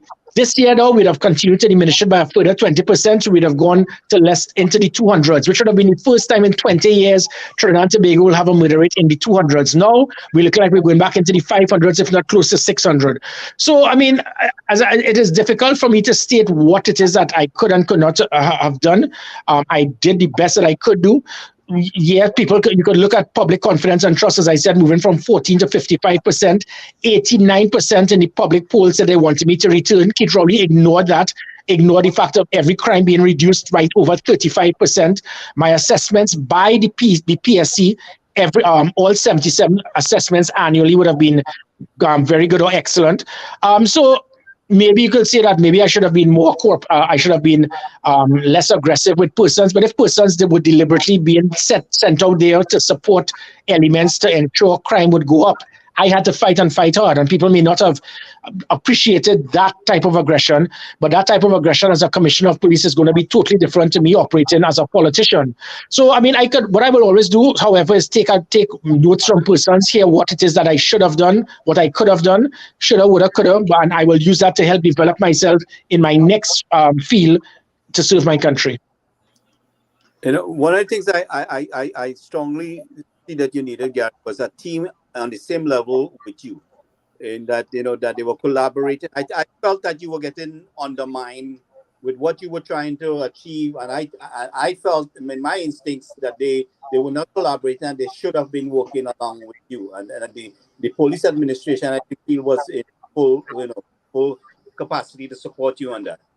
Yeah, okay, right. So I could put that on 2 points there.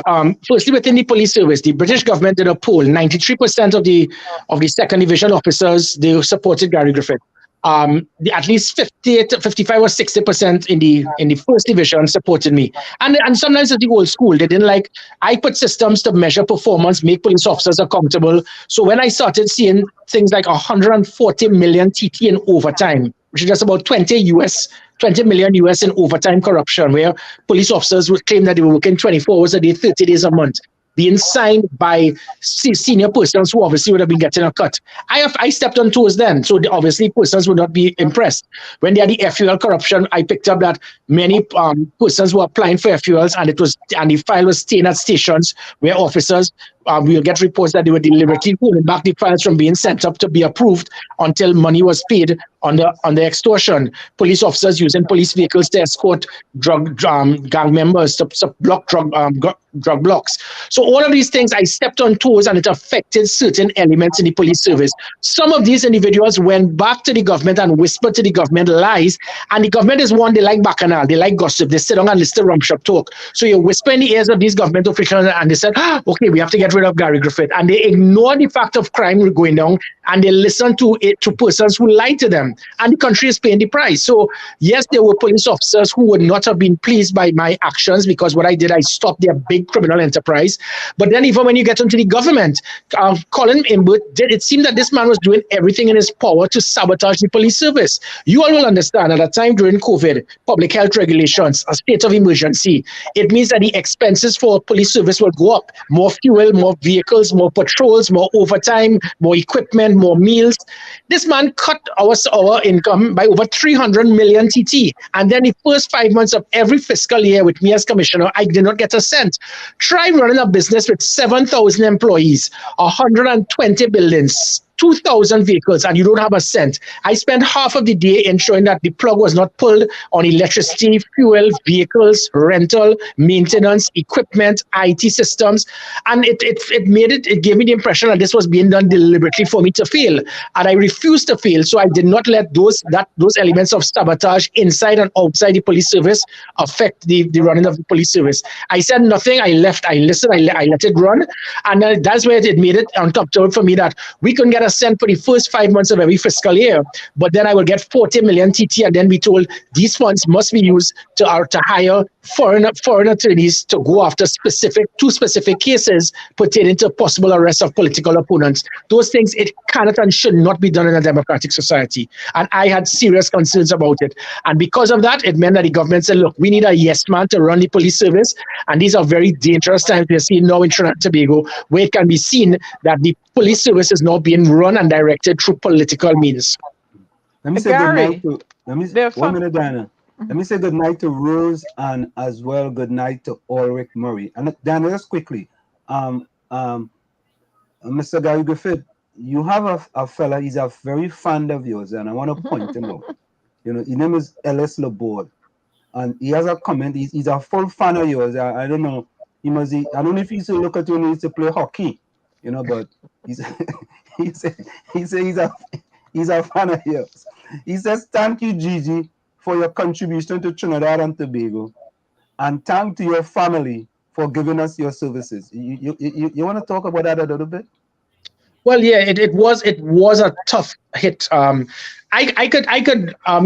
was trained in one of the best military academies in the world. Not knocking United States and West Point, but I was trained at Sandhurst in United Kingdom. I Yeah. spent I spent 17 years in the military, so I was ready for this. I was prepared for this. What I was not prepared for was to see the disgusting approach by certain elements who, because they wanted to be political, they started going after my family. When you have a 17-year-old son, and then he just turned 18. And individuals who were politically aligned to the PNM started trying to find a way to destroy a young man's career, his reputation, his credibility, his character. It said a lot about how nasty politics can be, because this young man did nothing. He was the only Trinidad and Tobago citizen who ever got a full football scholarship in the United Kingdom. White York, Shaka Hislop, none of them ever got that. He is the only Trinidadian that was registered to play in a UK Premier League club, and this was all at 17. He was on the national under 17 team. He was invited and shortlisted for clubs in North America, such as Inter Miami. He was one of the youngest players ever to play the Pro League in Trinidad at 15. And when it is that he was selected as one of the youngest players in Trinidad and Tobago's World Cup campaign, you heard and people who never kicked a lime in their life, who never saw him, it was the nastiest, most disgusting things they said about this young man. Thankfully, just a few days ago, Ron Lafferty, that people will know, said that he sees a bit of Cristiano Ronaldo in him. But people hated my son not because of who he was, but because of who his father was. And the first thing they wanted to say is, well, he got in there because of his father. They didn't know that my son has a father who, that's myself. I was the highest goal scorer in hockey in Trinidad and Tobago for years. So it's not that there was a little bit of genes there, but also because of who his father and mother was, he decided to work hard to be who he could be. And to see people try to destroy a young man because of politics, I realized, look, maybe I need to get back into politics to put an end to this hatred and this bitterness. So that really took a toll on my family, to see how nasty and disgusting people could be. And there are certain persons who activists dealing with social media who actually paid by a government minister to do this, and then there were other persons in social media and so forth. So it became political and very nasty, and my son didn't deserve this. And we have seen other persons in politics, their family has also been affected. I think we need to get past that stage. If you support the NTA, the PNM or the UNC, so what? Why is it only Carnival Monday and Tuesday we take politics straight out the window and become one? My intention is for us to get away from this hatred and division because of politics. It is not required. It is politics. That is all it is. It's not a war. Yes, Gary. Some people may say, sour grapes, you lost your work, so you're coming back here with all this rant. Okay, so the good point about I did not lose my work. So let me clarify this. I signed a 3-year, and this is just to educate the uneducated.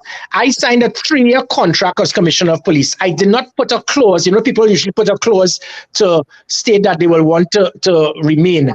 And I could have done that, because what would have meant is that you would look at my 3 years of service. Every single 77 assessments were excellent or very good. Every crime was reduced.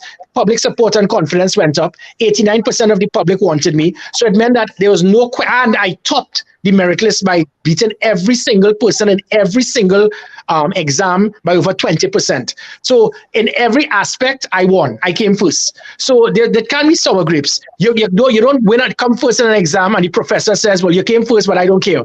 Then people look at the professor for being a little spoiled brat. So that wasn't sour grapes on my part.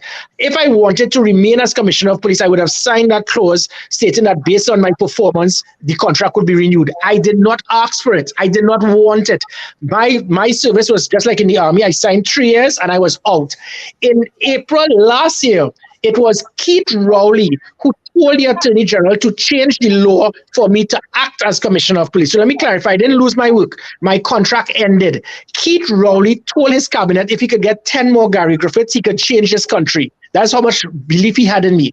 He told the Attorney General to change the law so that somebody who is on contract could continue to act. That, in addition to 89% of the public saying they wanted me to remain, was the only reason I continued to act. So I did not lose my work. I did not. So it is not sour grapes. I signed for a 3-year contract and it ended. On the termination of that contract, Keith Rowley asked me to remain. When the court said that we did not have the authority for me to remain unless it went to Parliament, which is what the president refused to do, that is when I realized, look, there is a need that this country needs. We have realized that this country, because of our governance and our constitution, it must change. You can't have a prime minister that handpicks a president who will tell a president what to do. You can't have a prime minister to select every state board member, and 90% of them have no capability, knowledge, experience in the field of that state board, which is why we lose billions of dollars annually in state boards because of incompetence. A prime minister who will handpick a president of the Senate, speaker of the House, commissioner of police, chief of defense staff. I realized that I needed to get back into politics to put an end to that type of democratic dictatorship. So as I said, it is not sour grapes. I served my 3 years. It ended. My contract ended. So it gave me full authority to do whatever I wanted after. So I hope they get that straight now. So it's a matter of, it's a more like a rescue mission that we are concerned about rescuing our country from the mess that it is. You know, and I want them to get that very clear, that they understand, and with all this garbage talk that's going on. You know what I mean? Yeah, and that's it. So because it's usually people that have no knowledge of the fee of the subject matter. Sour grapes is when it is you want something and you didn't get it. Yeah. I never wanted to remain as commissioner. I never reapply. I never asked for it. It's when Keith Rowley changed the law, and when the public 89% said they wanted me back, that is the only reason I reapplied. And when I reapplied, I came first, and the merit list was scrapped. It's not that I was removed. So what was there in sour grapes? Because in other words, I could remain right now and reapply when it comes out in the next few weeks or few months, and I will beat every single person in this country again because I got 93% in that last merit list. The highest that any other senior police officer got was about 74 something. So I was 20% clear. In other words, and there's not idle boast. I could just go in there and just stamp my name. I am 20% ahead of anybody who will apply. So I could easily go back, apply, and come first again. So how is that sour grapes? Sour grapes is when it is you apply for something and you came third or fourth, or you were bypassed. I wasn't. I came first. I got the highest number of points. And whilst there as commissioner of police, as I said, it is the highest. Every single crime was reduced by over 35%. Public confidence and trust moved from 14 to 55%. Crime has gone back up since I left. My assessments were excellent, and I came first on the merit list. So how can that be sour grapes? Sour grapes is when it is that you apply for something and you weren't good enough. I came first. I topped everything. And let me add a quick point here. This was the same thing that happened in 2018, by the way. In 2018, I also got the highest number of points in the merit list.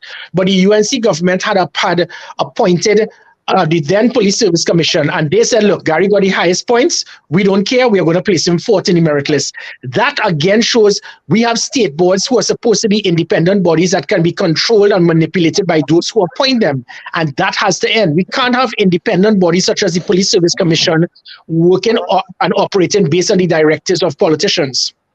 So Mr. Griffith, what the National Transformation Alliance, right? Are we going to see any former PNM, UNC, ILP, or COP politicians as part of your party? The hardest thing is trying to build a rich constituency, because what you will hear from persons, we don't want the same old, we don't want regurgitated politicians, we don't want has-beens, we don't want rejects from the other two parties. What this country needs is to build, is to unite, and not to divide, segregate, cut off. And I get that for a lot. I get a lot of that. But if it's suppose, I'm not saying there is, I'm not going to get involved in the names, but suppose there are good persons on either side who have said to themselves, this is not going right. We are seeing democratic dictatorship. The persons are not listening. We need something new, dynamic, and I can be part of this. What is wrong with that? This is where the concerns come in. You bring in ex-minister B or ex-minister Y from either side. You'll say, oh, you see that? That is going to smear the party. So it is going to be very difficult. I am not here to try to divide and for us to feel that we are some elite unit. That is one of the problems we had with the Congress of the People. They were seen as a knife and fork party, and only certain persons must be eligible to be part of this party. I don't think we should operate in that manner. Regardless of who you are, you have a right to support the political political party that you choose. And if you choose that the NTA, which is the British constituency, that lighthouse that can be the guiding light to get us away from the darkness, and you feel that you can have a part to play or even support it, it is difficult for me to tell that person you are not wanted here, because that is definitely not the type of politics I'm looking at. But Mr. Griffith, I hear you, right? But a lot of people, many people today say they're fed up with the UNC and they're fed up with the PNM, all right? And they're looking for something new, right? But if you are supposed to be bringing something new, but you bring back some old things, wouldn't be people concerned to say that, maybe you wasn't really truthful with them? Exactly. No, agreed. I hear you. And you're correct, which is why I have to be very careful. But in the same manner, I can't make it be seen that this party is something so high and mighty that anybody who had stained their finger on the PNM or the UNC or held any post, you're not good enough and you're not wanted because we are so perfect. No political party can be perfect. Because if you have a political party that is so perfect, look at the people you have on either side of the political fence. Some of these people, I would not put them to run a gyro stand. And that has been the problem. We have so many bright minds inside Trinidad and Tobago and outside who have left that I want to get the best minds available. And I'm speaking about every single aspect. I heard Kevin Ramnarine, who was my cabinet colleague. He had the audacity to put recently 16 questions that political aspirants must answer. But things pertaining to only things that he is versed in, which is the economy. But I could ask 16 questions on national security. Dinat Ramnarine could ask 16 questions on sport. Jerry Letterman could ask 16 questions on finance. But why political aspirants alone? My intention is to get the best minds in every single major concern in this country, bring them together. I am prepared, in other words, to be the dumbest person in the room. But my concept is leadership. And that has been the problem, where Keith Rowley and Kamala Prasad-Bissessar would be the be-all and end all to decide on every single aspect of governance. And you can't run a country when you're a jack of all trades and master of none. My concept is to ensure that we can have all of the right persons, the best minds together. So when we make policy decisions, you're going to see a transformation of this country with policies in health, education, finance, sport, national security, the economy, every single main aspect to drive the country forward. Political parties don't do that. What political parties do is spend all of their campaign trying to destroy the other party, and then when they get in government, they are lost. They do not know what to do. So Keith Rowley will say, okay, we do have a minister of communication. Let me put Simon de Nobrega. This man is a minister of communication for 2 years, and he has not made one comment on communication for this country. We have seen disasters from the divers being lost, the national blackout, the road, the traffic congestion, the gridlock for several hours the day before yesterday. And the man cannot say a word. We have a minister of finance who has been proven to be as clueless as he comes. He has not put one element of injection into the economy of income coming in other than raising taxes, because he does not know. Because when you have all of these brilliant minds in finance, he's not using them. I intend to get the best minds in every single field for us to get together. And when we come up with policies to show the direction this country will go in, that is when you will see how Trinidad and Tobago can move forward in a very fast manner. Now, that's a point, right? And I want to just expand that point a little bit. The National Transformation Alliance, right? What we see in many parties is that I don't even say square pegs in round hole. I put it the other. I say round pegs in square holes, right? For example, we have the Minister of Sports, who's Ms. Shamfa Kojo. I mean, I think she's a good lady, but nobody lives there. No one lives there, right? But Shamfa Kojo as Minister of Sports, I think is doing an injustice to sports in Trinidad and Tobago. That's an example. Right? I'm a fully sports person. I love sports. I think that's an injustice to sports in Trinidad and Tobago. Sorry, go ahead. Sorry. No, are we going to see different ideas from your party, whereas putting people in Ministry of Health, for example? Like we have Terence Dial Singh as Minister of Health as another example. You know what I mean? It just seemed to me that all right, you as an MP, you run for this constituency, you win, I will put you over here, all right? And I will put you over here, and I will put you here, and I will put you there. It just doesn't make sense. And all right, so what you just said, you hit the nail on the head, and that's just the point.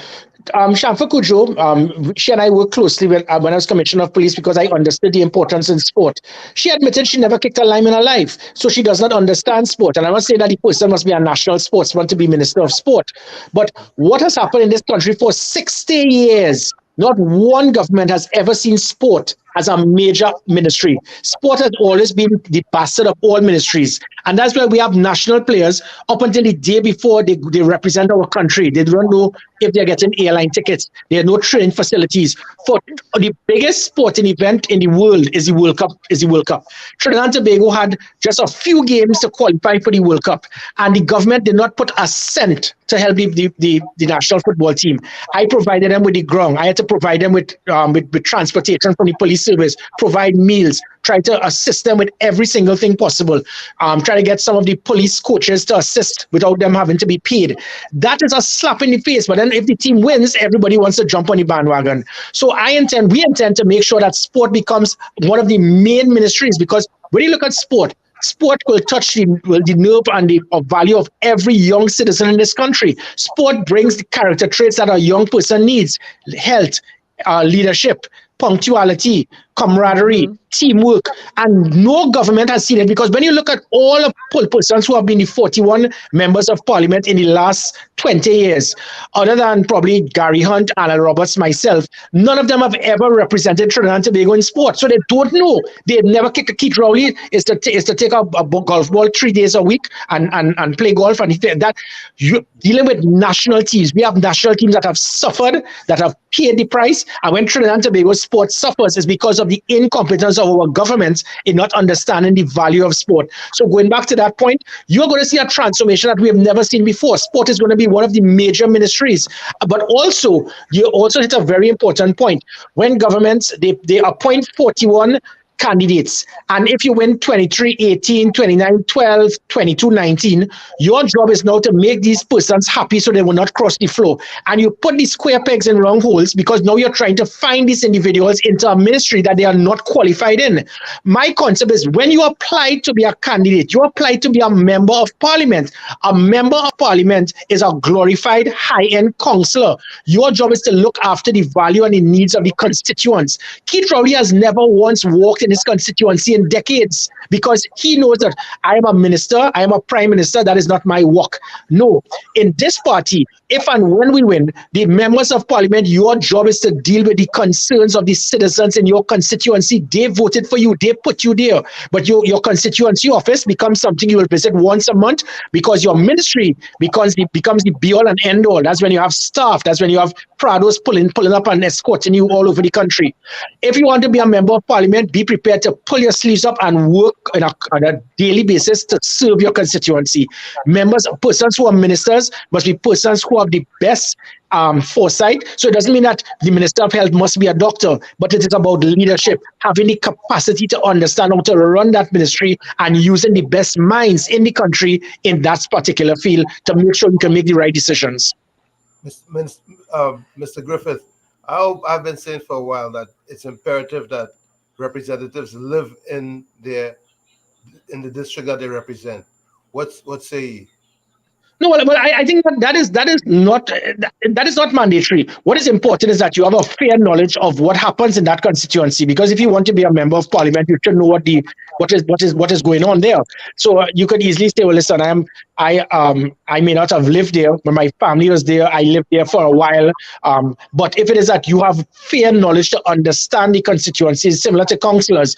But my point being is that if you become a member of parliament, if you want to be a candidate, do not feel that this is a stepping stone to make you become a minister.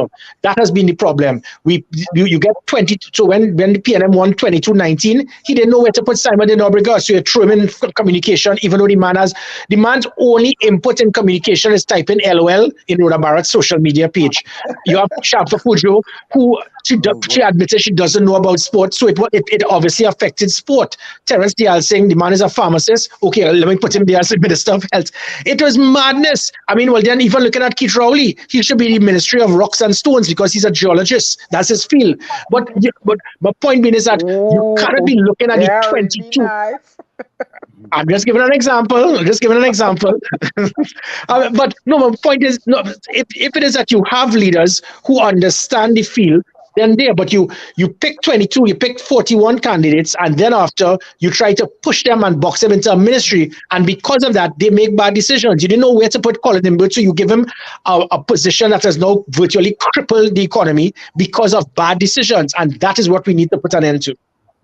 But I honestly believe that if you choose persons or at least encourage people who are running for constituency to reside in that constituency, it would make a major difference.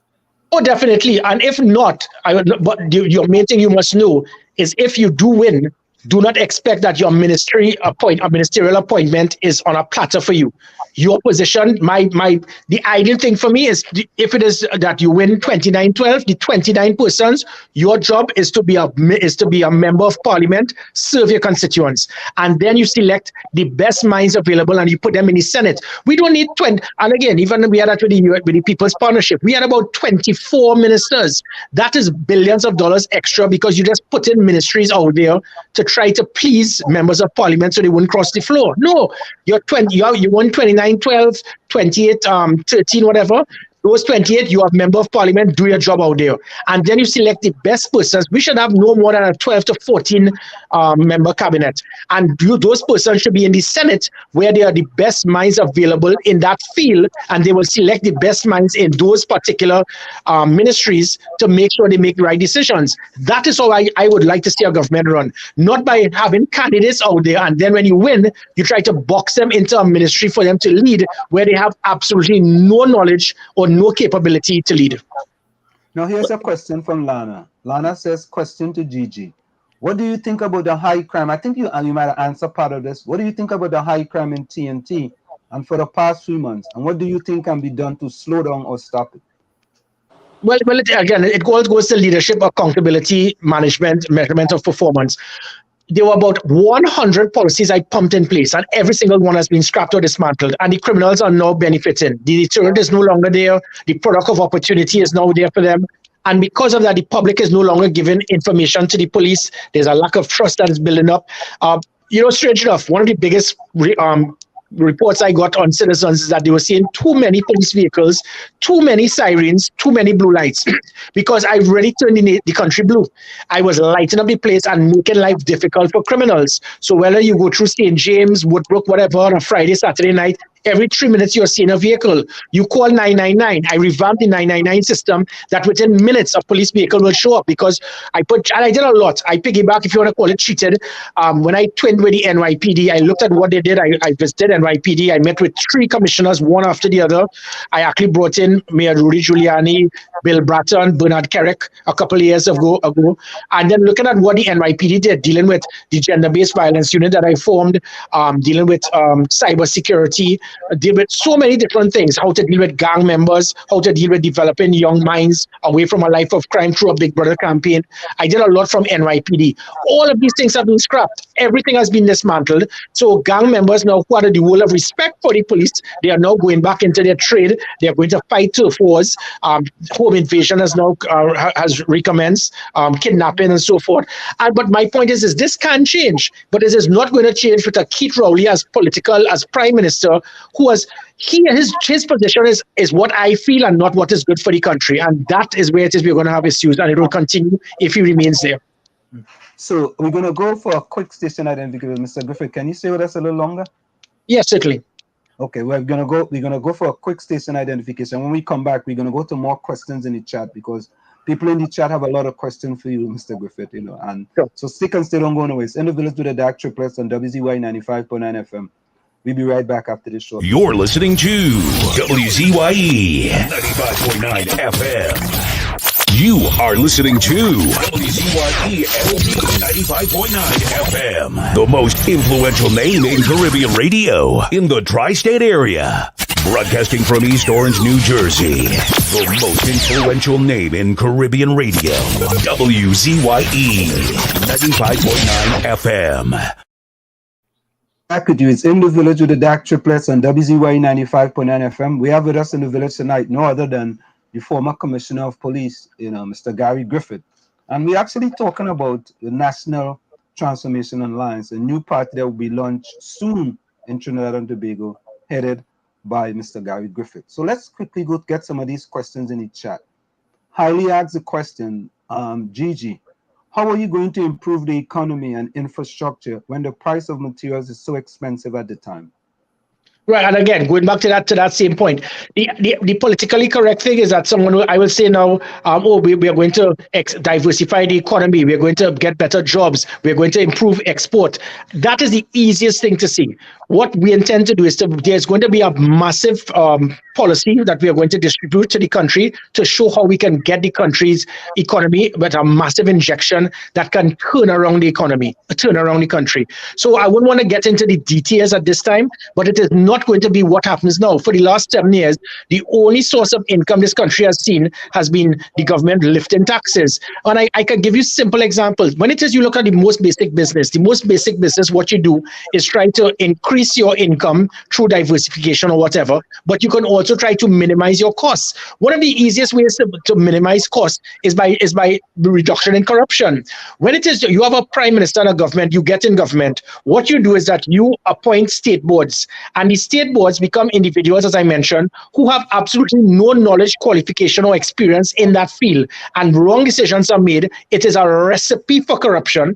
To reduce that from happening, what we will do is to ensure that at least 20% of the opposition will have a member of the state board, and even members of, I have no issue if they are members of the PNM or the UNC who have the qualification and the capability to be members of state boards. That is the only way that these state boards can now become something profitable and not be used for trips for the boys, massive kickbacks, corruption, triple markup of contracts being issued, and then people getting on the back end. That alone will be able to reduce billions in expenditure. So when you reduce expenditure, it will diminish that deficit that you would have, and it will now show an injection into the economy. So that's just one of many things we intend to do. It cannot be the same old by having state boards being appointed by persons based on their party card. We intend to have the best persons in the state boards, making sure checks and balances can be provided by having the opposition being part of the state boards to make sure that decisions are made not in any way to enhance the pockets of persons who may have been previous financiers or supporters of that political party. So here's the next question, right? Someone asks, why did you employ so many SRP, Special Reserve Officers, during your tenure as COP? Well, again, that is straightforward, because what happened in Trinidad and Tobago, we figured that to be a police officer, all you needed was to have persons who would have been trained as police officers. That's old school policing. You need people who are qualified in law, qualified in IT, qualified in technology, qualified in in accounting, financing. And because of that, having those persons injected into the police service, it improved the standard of the police service. Not everybody who went through recruit training and goes up there is going to have that training and capability to understand how to deal with white collar crime. So when I was bringing in things like forensic accountants, persons with IT, persons with cyber security training, they would have been persons with degrees and qualification and capability to enhance the units in the police service. That is how you improve the police service. And again, even you will understand what I'm speaking about, even like with the NYPD. There are many persons who have never held a firearm in their life, but because they are experts in specific units, they became special reserve police officers. I removed the old school policing. You can't have a police service dealing with white collar crime and all of the persons dealing with the investigations are persons who are just trained in the police service. You are not going to understand forensic, that type of accounting, that type of technology that you can use to deal with white collar crime, to deal with cybersecurity, to deal with gender-based violence. You need to bring experts who may be civilians who have that qualification. And that is why you saw a massive increase in the trust, the confidence, and the productivity in the police service. Now, one other question, and you'll be surprised that this is a question, right? But someone says, why didn't you issue more FUL permits? Well, okay, so let me clarify with this once and for all. When I took over as Commissioner of Police, there were 50,000 applications, 50,000. What was happening before is just about 400 odd were being issued every year. I sent it up to about 2,000.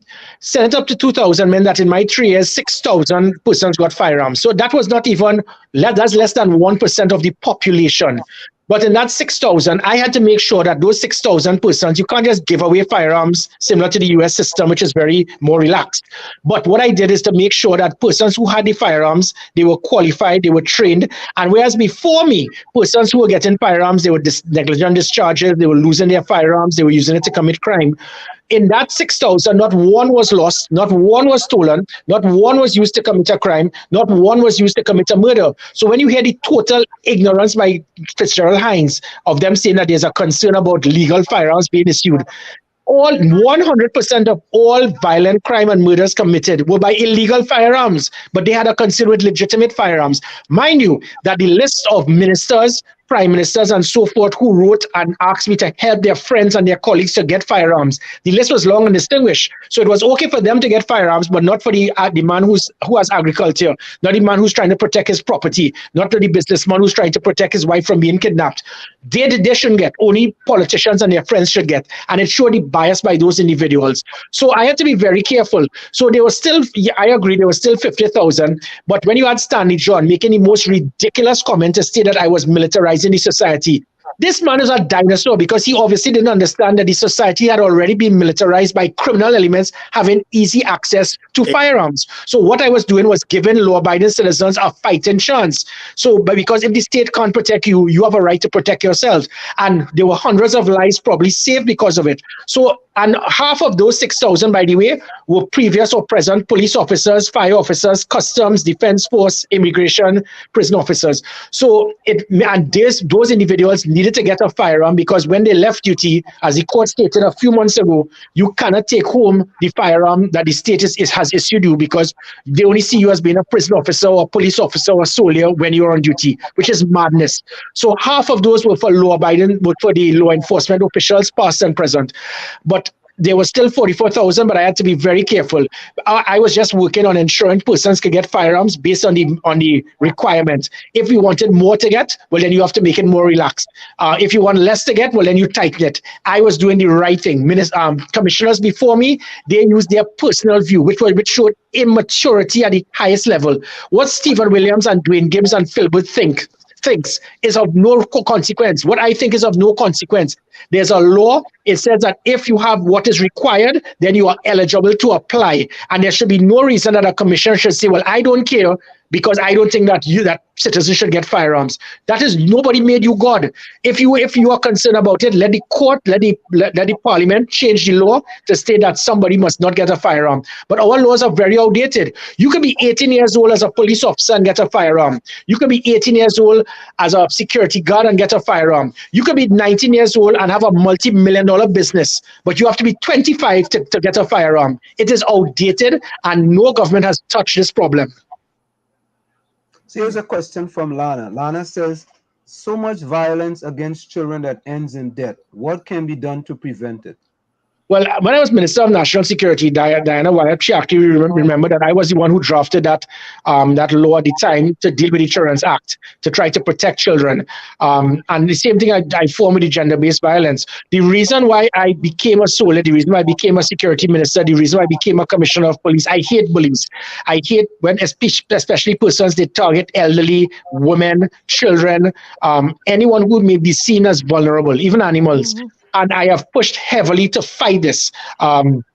Dealing with children, we had because we put online reporting, we put app reporting, we put systems in place to ensure that, because many times the wives or the parent may be uncomfortable or even a witness because they do not know if there will be repercussion. By me having these things such as the apps and the online reporting, all of these things, by the way, have been practically shut down. And it means that persons are no longer coming forward. It helped a great deal for us to pinpoint persons as it pertains to violence in children. The same thing with gender-based violence. We were able to diminish by over 50% murders of women last year in comparison to the year before. Sadly, it may very well increase now because women would not understand the system of the gender-based violence unit, the online reporting, the app reporting.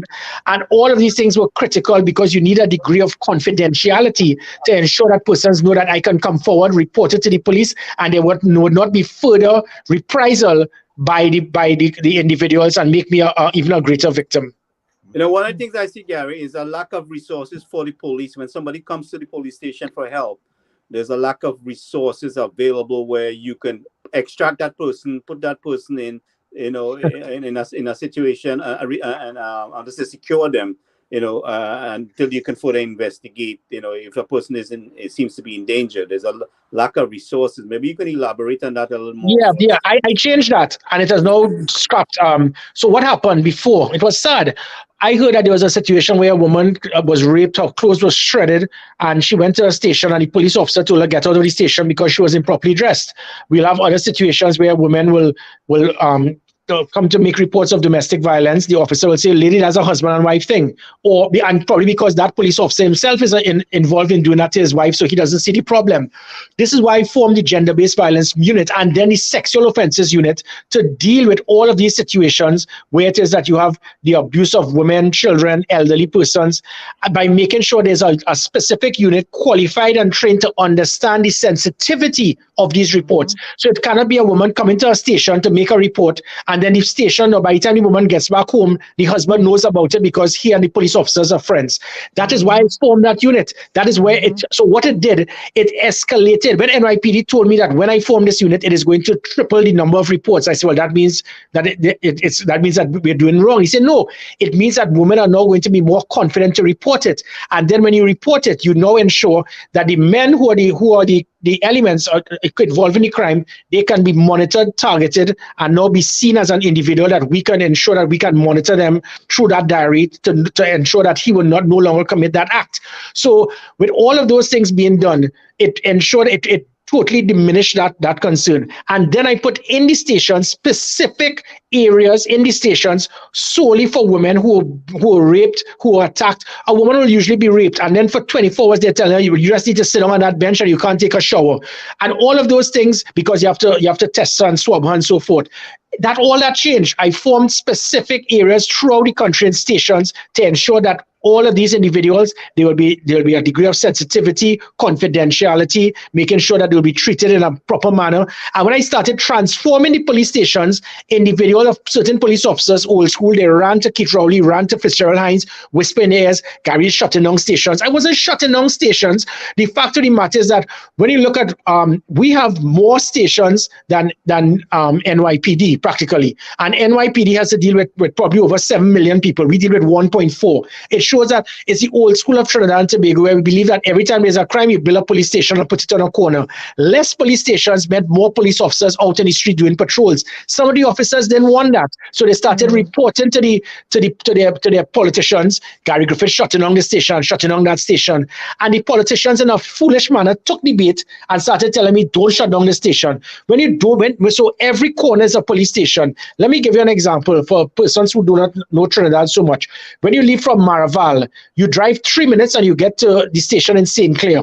You drive 2 minutes, you get to the St. James Barracks, where you have another 100 police officers. You drive 1 minute west, you then get St. James Station. You drive 5 minutes, you get Four Road Station. You drive 4 minutes, you get Caranar Station. You go the other direction, you get the Central Station, the police admin headquarters. We are talking about over 20 police stations in a small radius, and that is what they call good policing. You do not need police stations. All you need is for somebody to press 999. What I did was transform the police service into a delivery service. You don't need to come to a police station to make a report. You do it online, or you dial 999 and we turn up at your house within minutes.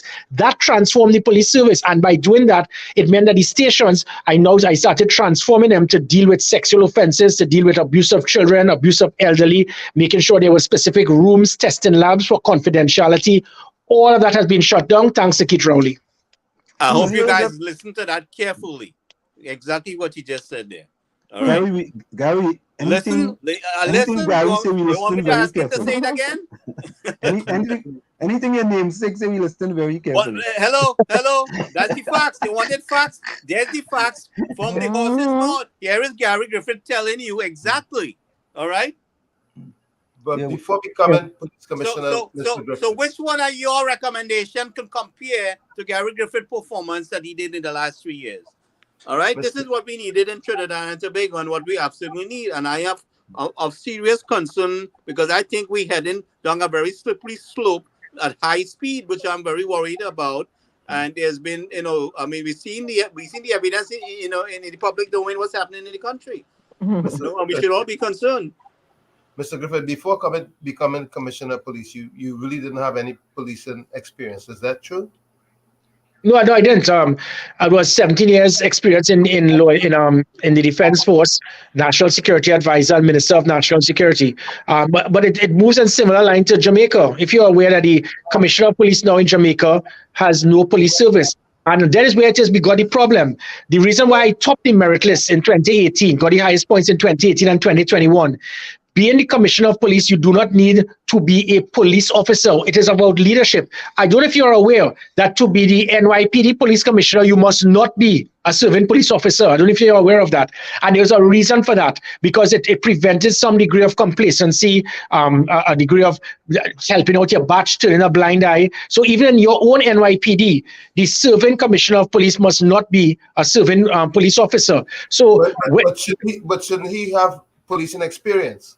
No. What is the? All right, let me give you an example. What it is that I had done in my 3 years showed lack of police experience. If you see, being a commissioner of police, it is about leadership. And that is the reason why it is they spoke about law enforcement. And that is why I said in Jamaica, the present commissioner of police was a colonel in the Defense Force, not a day of policing experience. But the fact of the matter is that I worked for 17 years. I worked closely with the police service in joint patrols, joint operations, and it had to do with leadership. And it goes back to the point, you do not need to be a doctor to be the Minister of Health. You do not need to be a top sportsman and get a gold medal in the Olympics to be Minister of Sport. You need to understand leadership. And that is where it is that you have that problem. When you go back to, well, because look at it right now. Jacob has been a police officer for 40 years. We had a roadblock. We had a traffic congestion for 4 hours yesterday. No plan, no coordination, no operation center. And Mr. Jacob said he was pleased and satisfied with the performance of the police service. So do you see the value of the police experience there? It's not about police experience, it's about leadership. Being able to analyze every situation, do tactical appreciation, which is why Carnival 2020, I worked night and day. It was the only carnival in our country's history. There was not one major incident.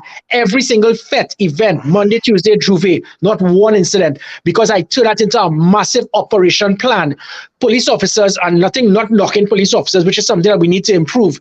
Police officers, they go through their years and they don't have that system of understanding a national operations center, how you have a national alert state, how you escalate the operational plan based on the threat assessment, how do you set up a proper plan. So like in the traffic congestion a few days ago, all Jacob thought that he could do is just put 10 police officers on the location and tell people come and go. That is not how you deal with the situation. You have to look at the gridlock, look at where it's going, look at alternate routes, look at the center, looking at the cameras, see how best you can divert. That is, so his concept is old school, similar to the nationwide blackout. No plan, no communication, no strategy. The country was at a loss. Compare that to when I was Commissioner of Police. We had 150 young men coming down into Port-au-Spain to destroy the country. We had 33 simultaneous blockade of the roads. And every single thing, I used an operation center, I used an operation system. Not one person was hurt and everything was shut down within minutes. Compare that to the day of total policing, where for 5 hours, all of these same officers that you spoke about who had experience, not one of them knew how to deal with it. So the point is that sometimes you need persons with tactical appreciation, knowledge, and expertise in understanding leadership, rather than just saying, well, I have 40 years police service. At times, that may not be enough. Now, Mr. Griffith, if for example, right, the New York City Police Commissioner is appointed by the mayor, right, and when we look in Trinidad, the Speaker of the House is appointed by the government in charge, and we see that somewhat of a kind of disaster. If we have, we have that same sort of quasi in Trinidad, because at the end of the day, the Prime Minister could reject, whoever the police commission submit, as the Commissioner of Police. Is that correct? The Prime Minister can decide to go, right? Correct. So, isn't it kind of the same thing if you allow the Prime Minister to select the Commissioner of Police, that we could end up that he's serving at the whims of the Prime Minister, and the Prime Minister can basically pulls his or her strings? Well, that is what is happening right now. As I said, that situation with the merit list, laws were broken. There was a fact. The Police Service Commission chairman tried to suspend a sitting commissioner of police illegally. She broke the law. When it is that I use my attorney Ramesh Maharaj, when she realized she broke the law, she rescinded it. A law was broken. That is sedition. Jacob has refused to investigate it. We know that there was political interference that caused the merit list to be rescinded. A law was broken and Jacob has refused. So that shows deliberate political interference in this police service at this time. And it is very unfortunate. Now, having said that, let me be straightforward. I think because when crime goes up or down, most of the time you will blame the prime minister or commend the prime minister. When every crime was going down, through the things that I was pushing through the police service, Keith Rowley was getting the praise for it. Now that crime is going up, he is the one who has to accept responsibility. If that is the case, then a prime minister should have some say in the selection of the commissioner. The problem, however, is New York City is different to Trinidad and Tobago. It is difficult to see a mayor deliberately trying to direct the police service to target his political opponents in the upcoming election. I am not seeing the New York City having that type of influence by persons who hold office being so petty, being so political, being so vindictive. In Trinidad and Tobago, we have seen politicians where they will feel that I am the prime minister, I want the police service to arrest these politicians, to go after these political opponents. Don't go after my people. Do what I tell you. And if it is that he will probably want to select the commissioner of police that will adhere to his bidding for political benefit. And therein lies the difference in the banana republic type politicians we have in Trinidad and Tobago, where prime ministers and political leaders may very well try to influence police towards their bidding to help them politically. But in New York, I don't think I could see a mayor telling a commissioner of police, I want you to go out of your way to arrest these political opponents because they want my job in 2 years. Therein lies the problem, because so there's a difference in political maturity in New York City to Trinidad and Tobago. So that's why we have to be very careful of giving a prime minister that type of authority and influence. Well, they will also have to deal with the FBI if they try that stunt over here. Oh, there you go. Yeah. So here's another question. And now this question is from the chat. I'm just asking that. Hold on a second, answer before you go with that question. Now, Gary, we saw there recently that some spy resources were being utilized to spy on citizens. That I think you on CNC3 discussing that. Can you tell us a little more about what's really taking place in the country with that? Yeah, sure. I was trying to put a degree of calm in the country, because if you believe that Big Brother is spying on you, one thing in Trinidad and Tobago, when the blimp was flying over, with over 20-mile radius, every single person felt it was their house that was being monitored. We still have persons in Trinidad and Tobago, they claim, no, I know they're spying on me because I heard them picking up the phone in the background and I heard the echo. There's no such thing. That is 1980s type of technology. If it is your phone is being intercepted, you're not going to hear it. So stop everybody feeling that Big Brother is spying on you. Having said that, I was very disappointed where both political leaders totally went out of their way because of their ignorance in national security. They do not have any expert in national security that could guide them. So the opposition leaders started telling the country what to do to prevent your phone from being intercepted, which was totally reckless, because if there's that type of technology, you don't tip off criminal elements to tell them how to protect themselves, because that is used in a big way towards monitoring terrorists, major criminal elements, possible assassination attempts, and you as a political leader telling the country what to do to prevent it from happening. That is madness. The prime minister did not know much better, because he started trying to justify why it must be done by using examples of prisoners on their phones. So now you have no advised prisoners that your phones are being intercepted. I advise both of them in the same way that 23 police chiefs told your then US president to shut up when he was making comments that was affecting national security. I told both of them they need to shut up. The more they're saying, the more they're affecting national security. I am not going to be here. I know everything. I know every single thing. I was a security minister and a commissioner. I know what can and cannot be intercepted. I am not going to say a word. That is not, I will be out of place to reveal what is happening.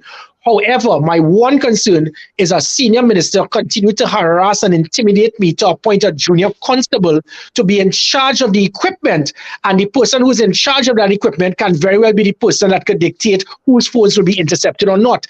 That is a dangerous precedent, which again shows that this government continues to politicize national security to the point that they feel that they are in charge and they could tell the police what to do. They can't. You can't tell the police commissioner, I want this junior constable to be in charge of interception of the police service, because finding out also that the two of them were very closely aligned, that gave reason for concern that you could easily then tell the individual whose phone to intercept, because all it takes is to say that intelligence has revealed that Kamala Prasad Bisesa or Rudy Munilal is a terrorist, so we need to monitor their phones, because that person holds that authority. Additionally, it was a fact that in 2010, in contrast to Keith Rowley's misleading information, the phone numbers of Keith Rowley, Kamala Prasad Bisesa, Gary Griffith, Winston Dukaran, Anand Ramlogan, our phones were being intercepted. But at that time, there was no law against it.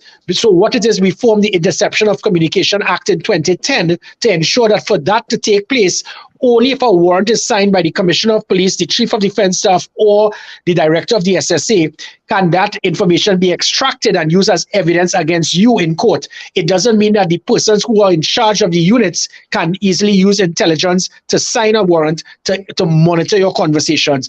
And that shows a dangerous precedent where it can be perceived that the government has some political influence as to whose phones can be intercepted at this time. So what I mean you say, Mr. Griffith, is that the wider public in Trinidad and Tobago can sit pretty good to know that unless you ain't doing things nefarious, the government or whoever is not going to tap your phones. Yeah, you're correct. The only persons that may very well be affected may be political persons, based on what I have heard and seen by government officials trying to direct me to appoint certain persons who will be in charge of deciding whose phones will be intercepted. So the average law-abiding citizen, you have nothing to worry about. So I want to take away that concern can cause major headaches in a country if it is believed that Big Brother is monitoring everything that you do. The concept of interception is to deal specifically with terrorism, major crime, assassination plans, but it must not be used to target political opponents. So does that mean to say that the Prime Minister and the opposition leader phones cannot be tapped? No, not at all. It means that if it is that we believe that the Prime Minister is involved in criminal activity, major criminal activity, we can sign a warrant, because the three persons who gave the authorization, as I said, the Commissioner of Police, Chief of Defense Staff, Director of the SSA. But it can also allow the persons, because that's what happened in 2010. What happens, unfortunately, in this country is that the persons who hold such authority, they are usually aligned to a politician. Patrick Manning was closely aligned to an individual who claimed, I think he went to church with that individual, and bam, he made person in charge of the SIA.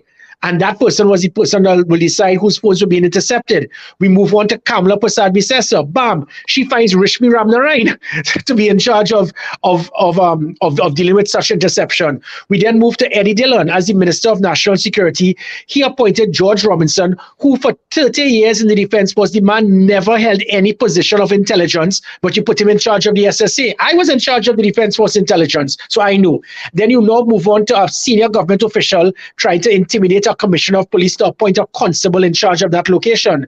So that is a major concern, where government officials try to influence and put handpicked persons who are closely aligned to them. So I said it happened with Patrick Manning, Kamala Prasad Bisesa, Eddie Dillon, and the senior government minister.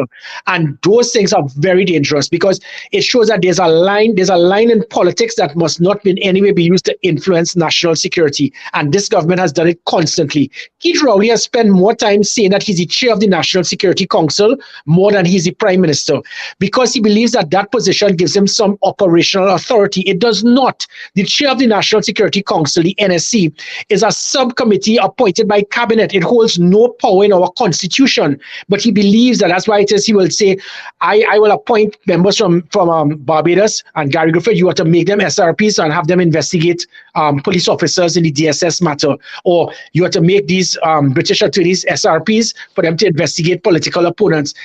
You cannot do that. And there's where Keith Rowley and I started having problems, because he started making decisions that can affect national security, because you are trying to politicize the police service, which is an independent body, by making decisions and actions that will be contrary to the role and function of the police service as an independent body. So here's the question I wanted to ask you, right? Troy Smith so says, Anselm, your phone getting tapped. they will tap my phone, but is your phone getting tapped when you come in the airport? You know, whatever. They could tap it. They could tap it all they want. I will be calling me a motley. So here's a question from Troy Smith. Anselm, ask Guy what's going on with Stuart Young's stepdaughter's cocaine case. Oh Lord. So don't try to make UNC look bad, because you are keeping secrets. Right. So let me clarify this thing with first step. Stuart Young does not have a stepdaughter. Stuart Young was never married to anyone. Stuart Young had a girlfriend who had a daughter. That's one. Two, that so-called stepdaughter is my family. That's my cousin. And that's the kind of person Gary Griffith is. So depending, if it could be my mother, I would have arrested her. God rest her soul, she would have probably slapped me for me saying that. I don't, those things mean nothing to me. So when I got the intelligence, it was brought to my attention who it was, but that was my family member. I went and I did what I had to do. Don't come and ask a previous or present commissioner of police what is the status on that. I did my job. The persons were arrested, they were held, and it is now in court. It is for the court to deal with. If we have a problem with our criminal justice system, that must be dealt with, which is a serious concern, where we have young men and women incarcerated for over 10 years, not even having the opportunity to have their cases heard. Sometimes they go on bail and they can't even get a job because it is hanging over their head. This is madness, and this is where our government also needs to get involved. It is not done. And then we have young men, they go inside for the most minor of offenses. They come back out a more seasoned, hardened criminal because our recidivism rate is very high due to poor rehabilitation. That is why I formed the Ministry of Justice to do that. And the People's Partnership government did not adhere to what when I drafted the Ministry of Justice was to deal, with improving rehabilitation and reducing recidivism, and to stop this madness of persons being incarcerated for 10 years, their cases not even heard, or even where you have senior very who's who, and simple cases should be dealt with. And for 7 years, the cases are still outstanding, and these cases will drag on for years, which can give the impression that if I hold a position of stature in this country, that case will drag on until I die.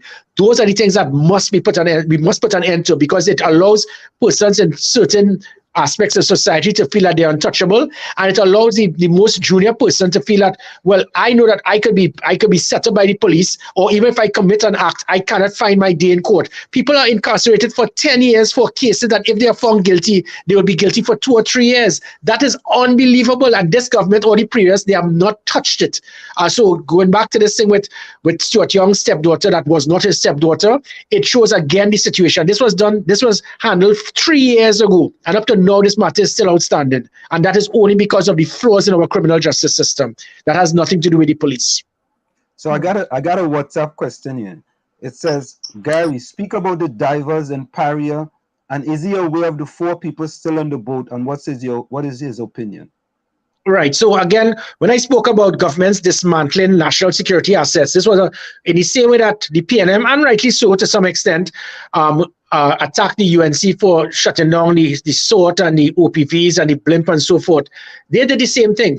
When I formed the National Operations Center in 2014, it was based on the Commission of Inquiry into the attempted coup, where it showed that you need to have proper coordination and collaboration between different arms of our national security and different units in the state to ensure you can have information, take that information, and then you can have intelligence to make sure you have a proper operational plan.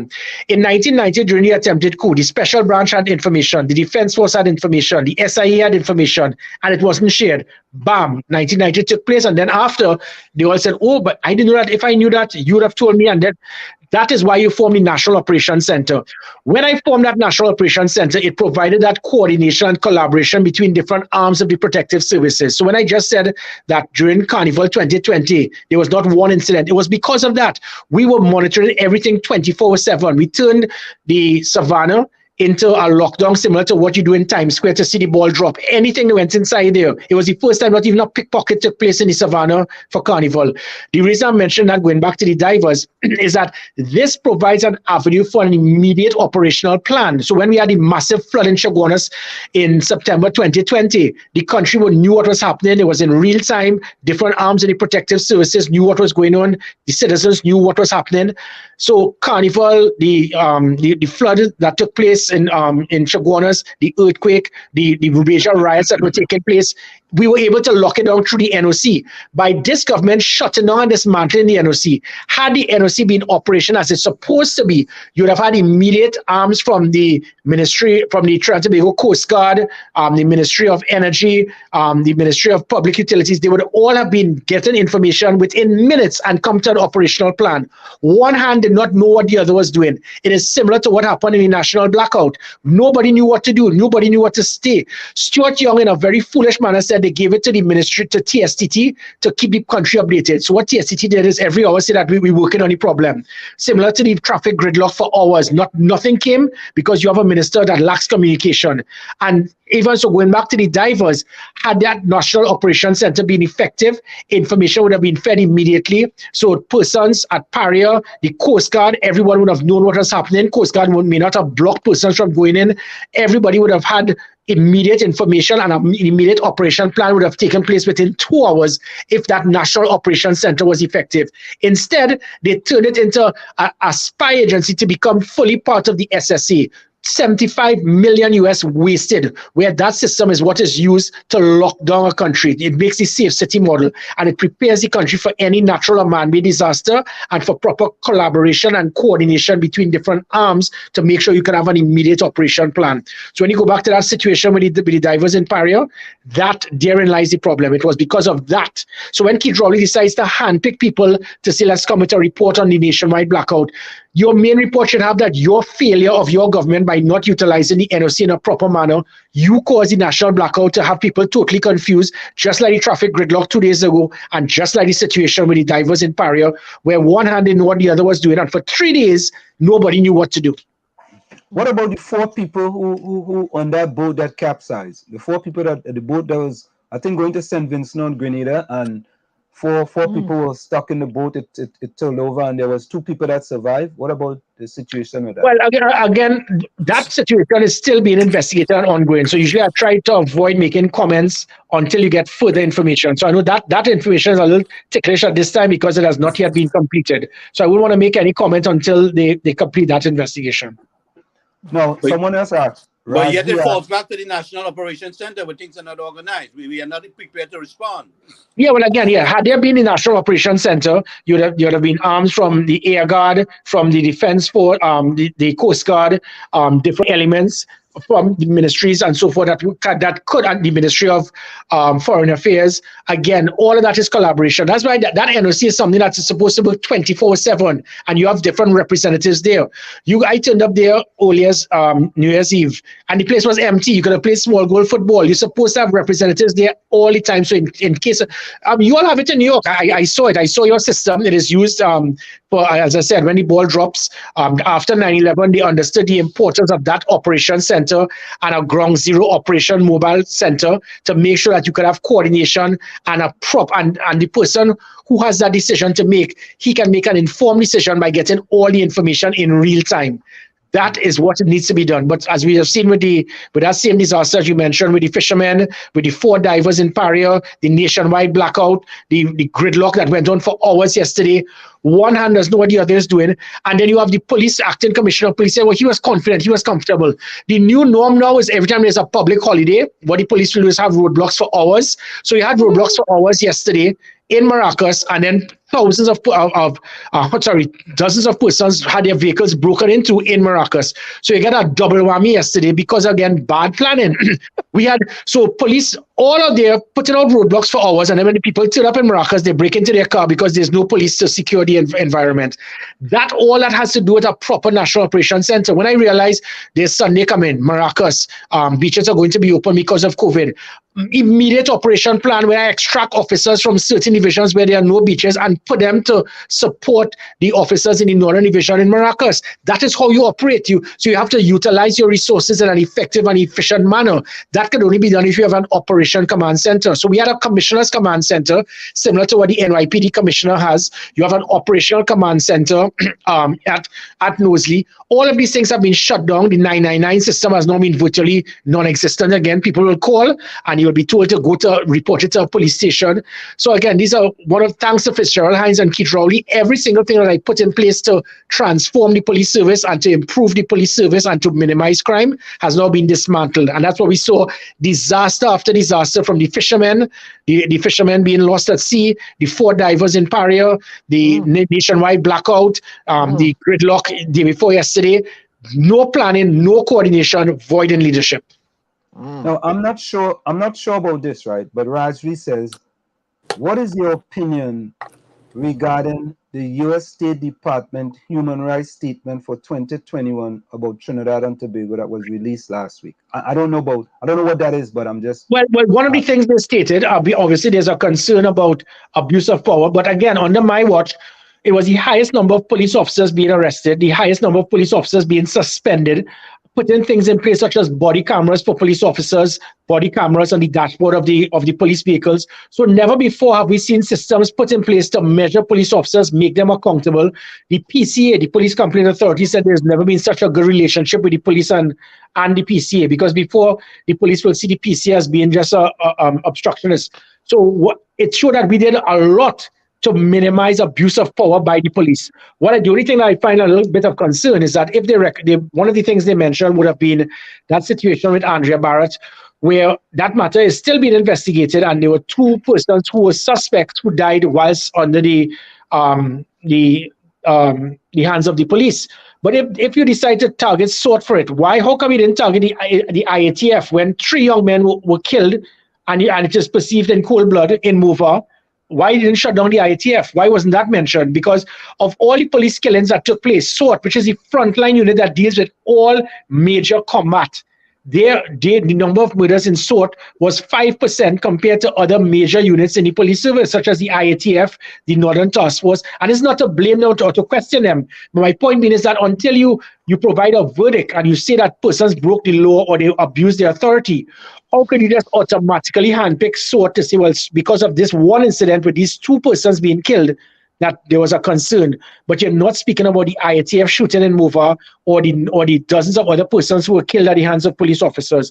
It is a little curious, but I tried not to get involved in diplomatic relations that could affect, because I might be in another place very soon that I would be working closely with the same U.S. authorities. No, Mr. Griffith, isn't that the same that there was also a report that had something to do with extrajudicial killing in Trinidad and Tobago, and that there was some monies that were pulled away from Trinidad because of the possibility of the extrajudicial killings which actually happened under your watch? No, that's incorrect.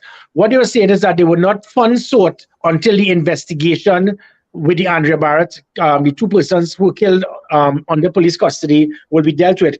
But the U.S. never provided a cent for SWORD in the first place, so there was never any pulling back of funds. SWORD never received any money at all from the U.S. So what the U.S. said is that they will not, in future, provide any funding for SWORD until that matter was investigated. So that's 2 totally different things. At no time will funds pull back. But as I said, I find it strange that was a concern. But when you had the shooting in Mova, where that was videotaped, there was not any concern about pulling back funds for the interagency task force or other. There were over 30 persons killed at the hands of police officers, and as I said, over 90% had nothing to do with SWORD. It had to do with other units that were involved in more shootings than SWORD. But only SWORD was the one that was mentioned. So it could probably be that there were certain persons in the police service who had an issue with SWORD, because SWORD, every officer in SWORD was polygraphed. They were drug tested to make sure that they were not with breaking the law and they were not involved in questionable activity. So the criminal elements within the police service, as small as they may be, they wanted to put an end to SWORD. So if they had an air in and passed on to the US, they would have been giving them wrong information and told them about the thing with SWORD, but not mentioned about all of the other shootings and killings that took place. As I mentioned, there were 35 police killings odd year before, and only about 5 or 6 were with SWORD. So how come if it is that you target SWORD, how come you didn't target the others when they were involved in more killings? So that's the basic maths.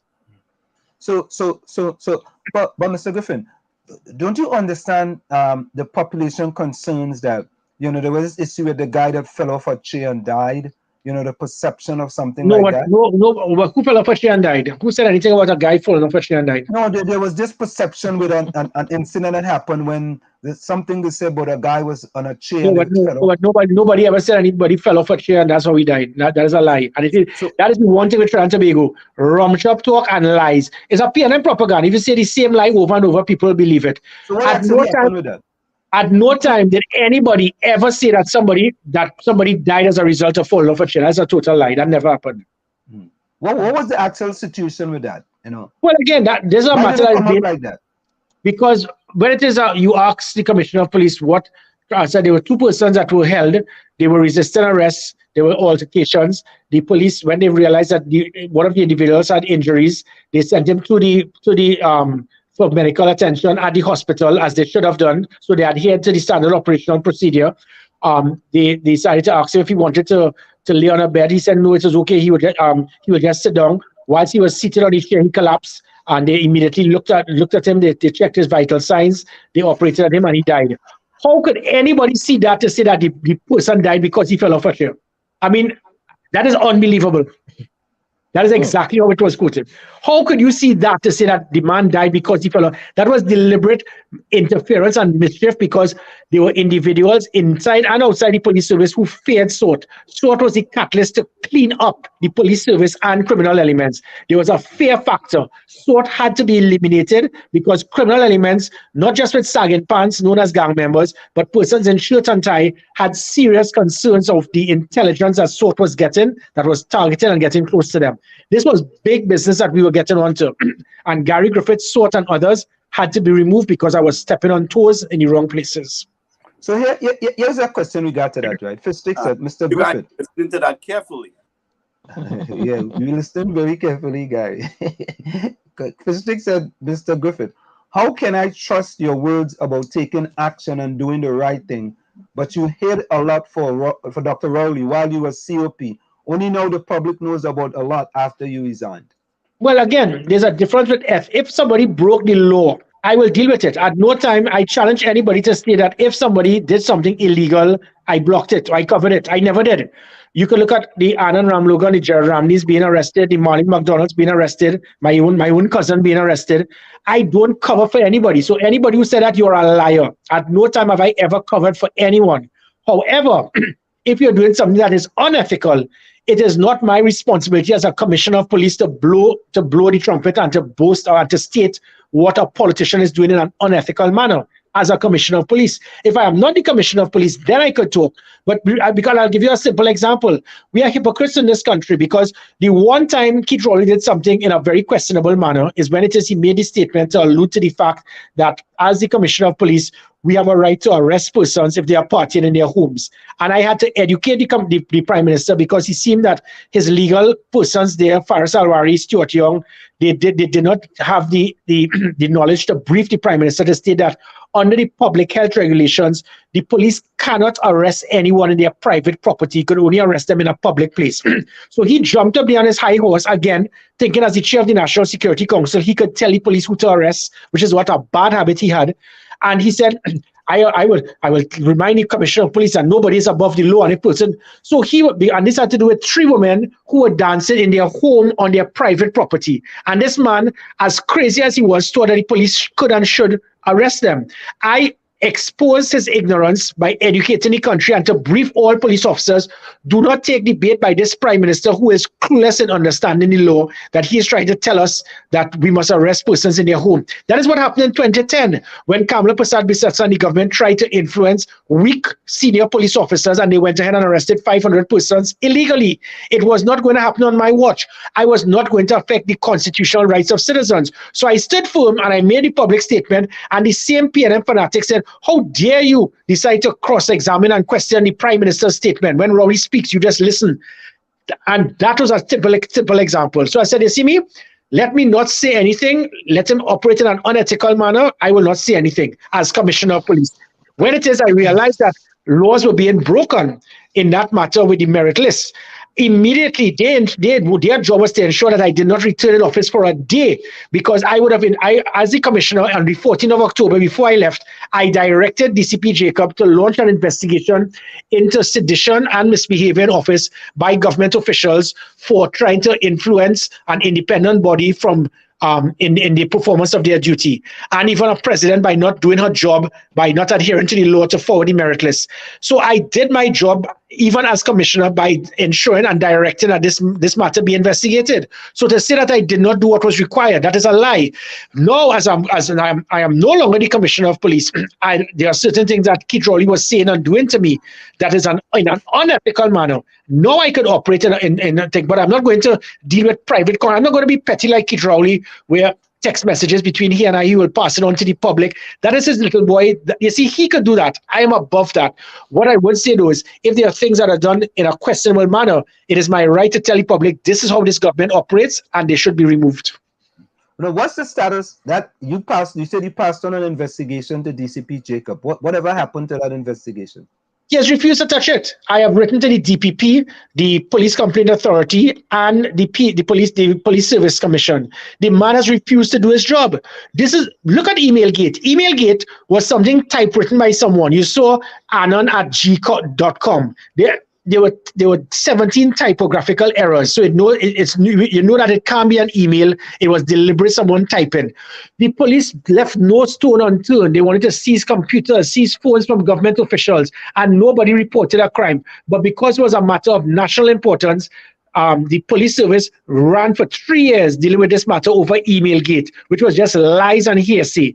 Now we come to a situation of fact, because for the Police Service Commission to try to suspend a commissioner illegally, that is sedition in our country. You try to remove a sitting commissioner of police because there's a perception that he is going to investigate government officials, and that you don't want to investigate.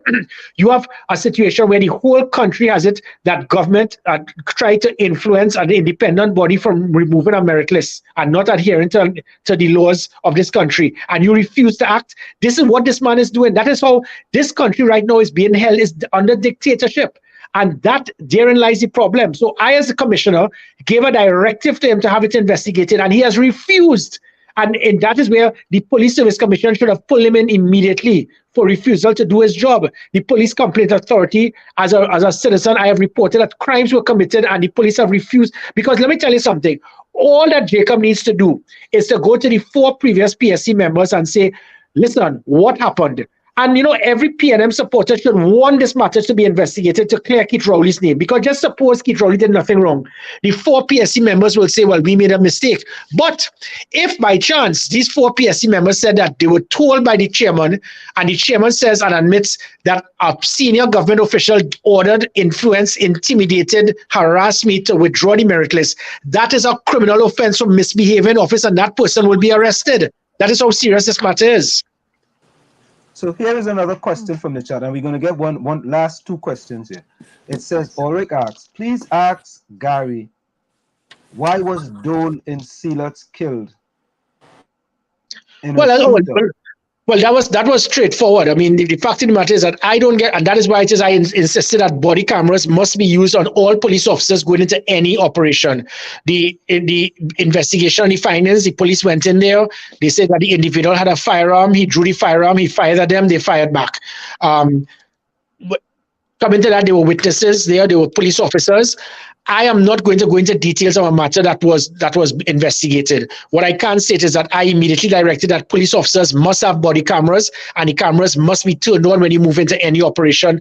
And this is also to protect police officers from being wrongfully accused, because you know they have the old lady in the towel who always ball all too wicked, because every time police officers turn up at a scene, and sometimes they lie on police officers. So the body cameras are something that can be used of value to defend police officers when wrongfully accused. So I put systems in, and that is why it is there's a lot that I did to try to protect police officers, or to ensure that if police officers abuse their authority, they will be dealt with. But they weren't concerned about Dole Cheney going into the sea and hijack the fishermen and kill them. They are concerned about that one. But they're concerned about the police shoot Dole Cheney. Well, it's when it is that I refer to certain elements, and it's not about Dole Cheney. Somebody who kills or rapes or kidnaps, and you're a cockroach, and people are upset about that. Not the fact that these individuals killed or raped or kidnapped. It says a lot about the ethics of certain persons in this country. So, Mr. Griffith, I just want to read this comment from your good friend Ellis Laborde. He says he was defending full 100. He said, Wall Street, you have to take. You're hardly speaking. If you talk about that, Gigi go cuss your ass. and scorpion biting you tonight. I got no antidote for you. You see how this go? But Mr. Griffith, I want to say, you know that. Hold up. I'll drop his phone. Okay, so this is what someone says. Takesha says, Mr. Griffith, if someone was murdered and the killer dropped his phone on the scene and police found it, how long police can take to make an arrest? Because it's over a year and no one got arrested. Well, what you can do, you can write to the police complaint authority, and the police service commission, and you can ask for an update. And again, this is where your attorneys can come in. So I would want to get into details of specific cases, but you do have some degree of you have options. You can't, the police just can't just say for themselves, well, this matter is still ongoing and it goes on. You can have your attorneys and you can pursue it. I mean, it goes on even with persons who had firearms. You have a firearm.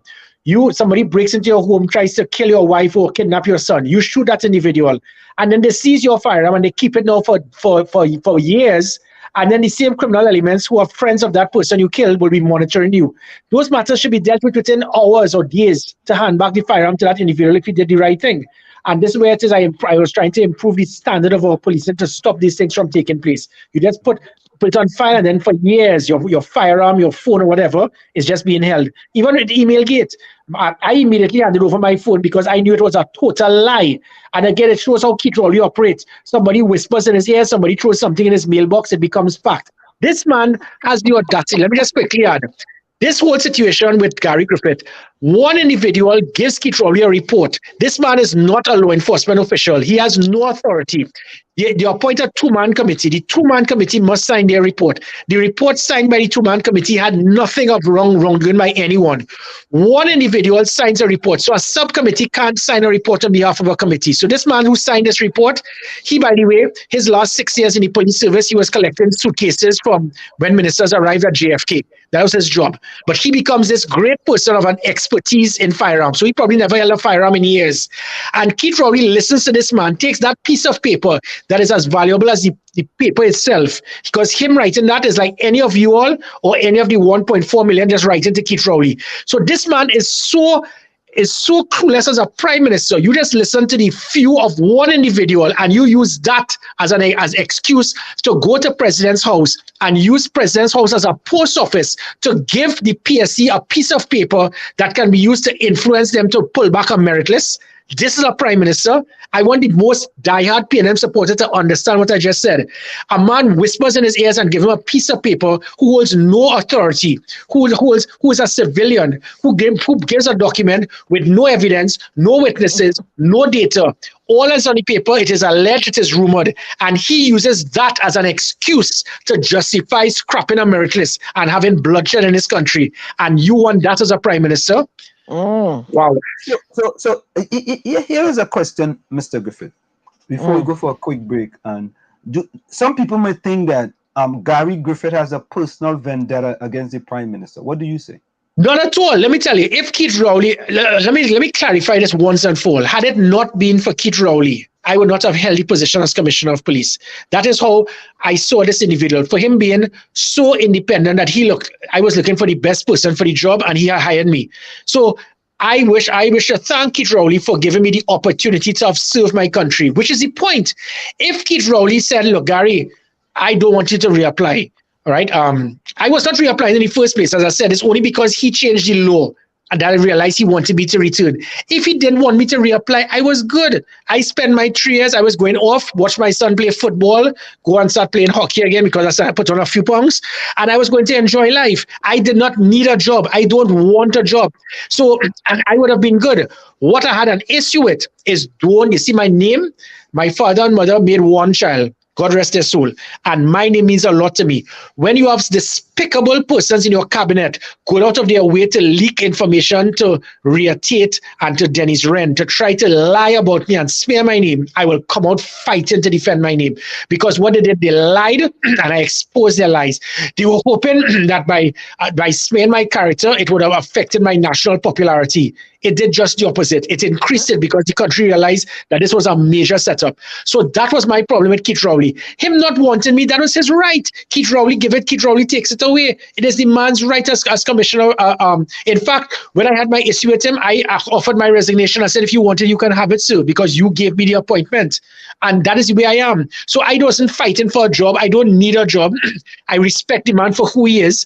My concern with him is that he cannot and he must not be listening to people whispering in his ears. You're a prime minister. People slip a mailbox with you, call it email gate, and you run and buy that. People whisper to you that Gary Griffith do so and so, not realizing these are the individuals who I was cleaning up because they were involved in mass corruption with FULs, with overtime racket, with escorting criminal elements. There were criminal elements in the police service that wanted me out, and they got in his ears and the ears of his senior government officials, and that was my concern on Keith Rowley. And if it is you still are so naive to take that bait, just tell me, Gary, I don't want you to reapply. I was okay, I would have left. But to go to your way to be nasty and send out your report you sent to PSC and give it to Rhea Tate, and then about messages you sent to me, and then trying to say that you were disappointed in me. How the heck you could be disappointed in me when March last year you told your cabinet if you could get 10 Gary Griffiths, you could clean up the country? How could you be disappointed in me when it is that you told Faris Alwari, change the law because I cannot lose Gary Griffith for a day? All of that, I was Keith Rowley's number. Keith Rowley believed in me when he saw the national support. I was his poster boy in the 2020 general election. Never before did a commissioner of police face go on a manifesto. Devon Maraj complained about it because he realized, look, we did everything wrong. The one thing we did right, we appointed Gary Griffith.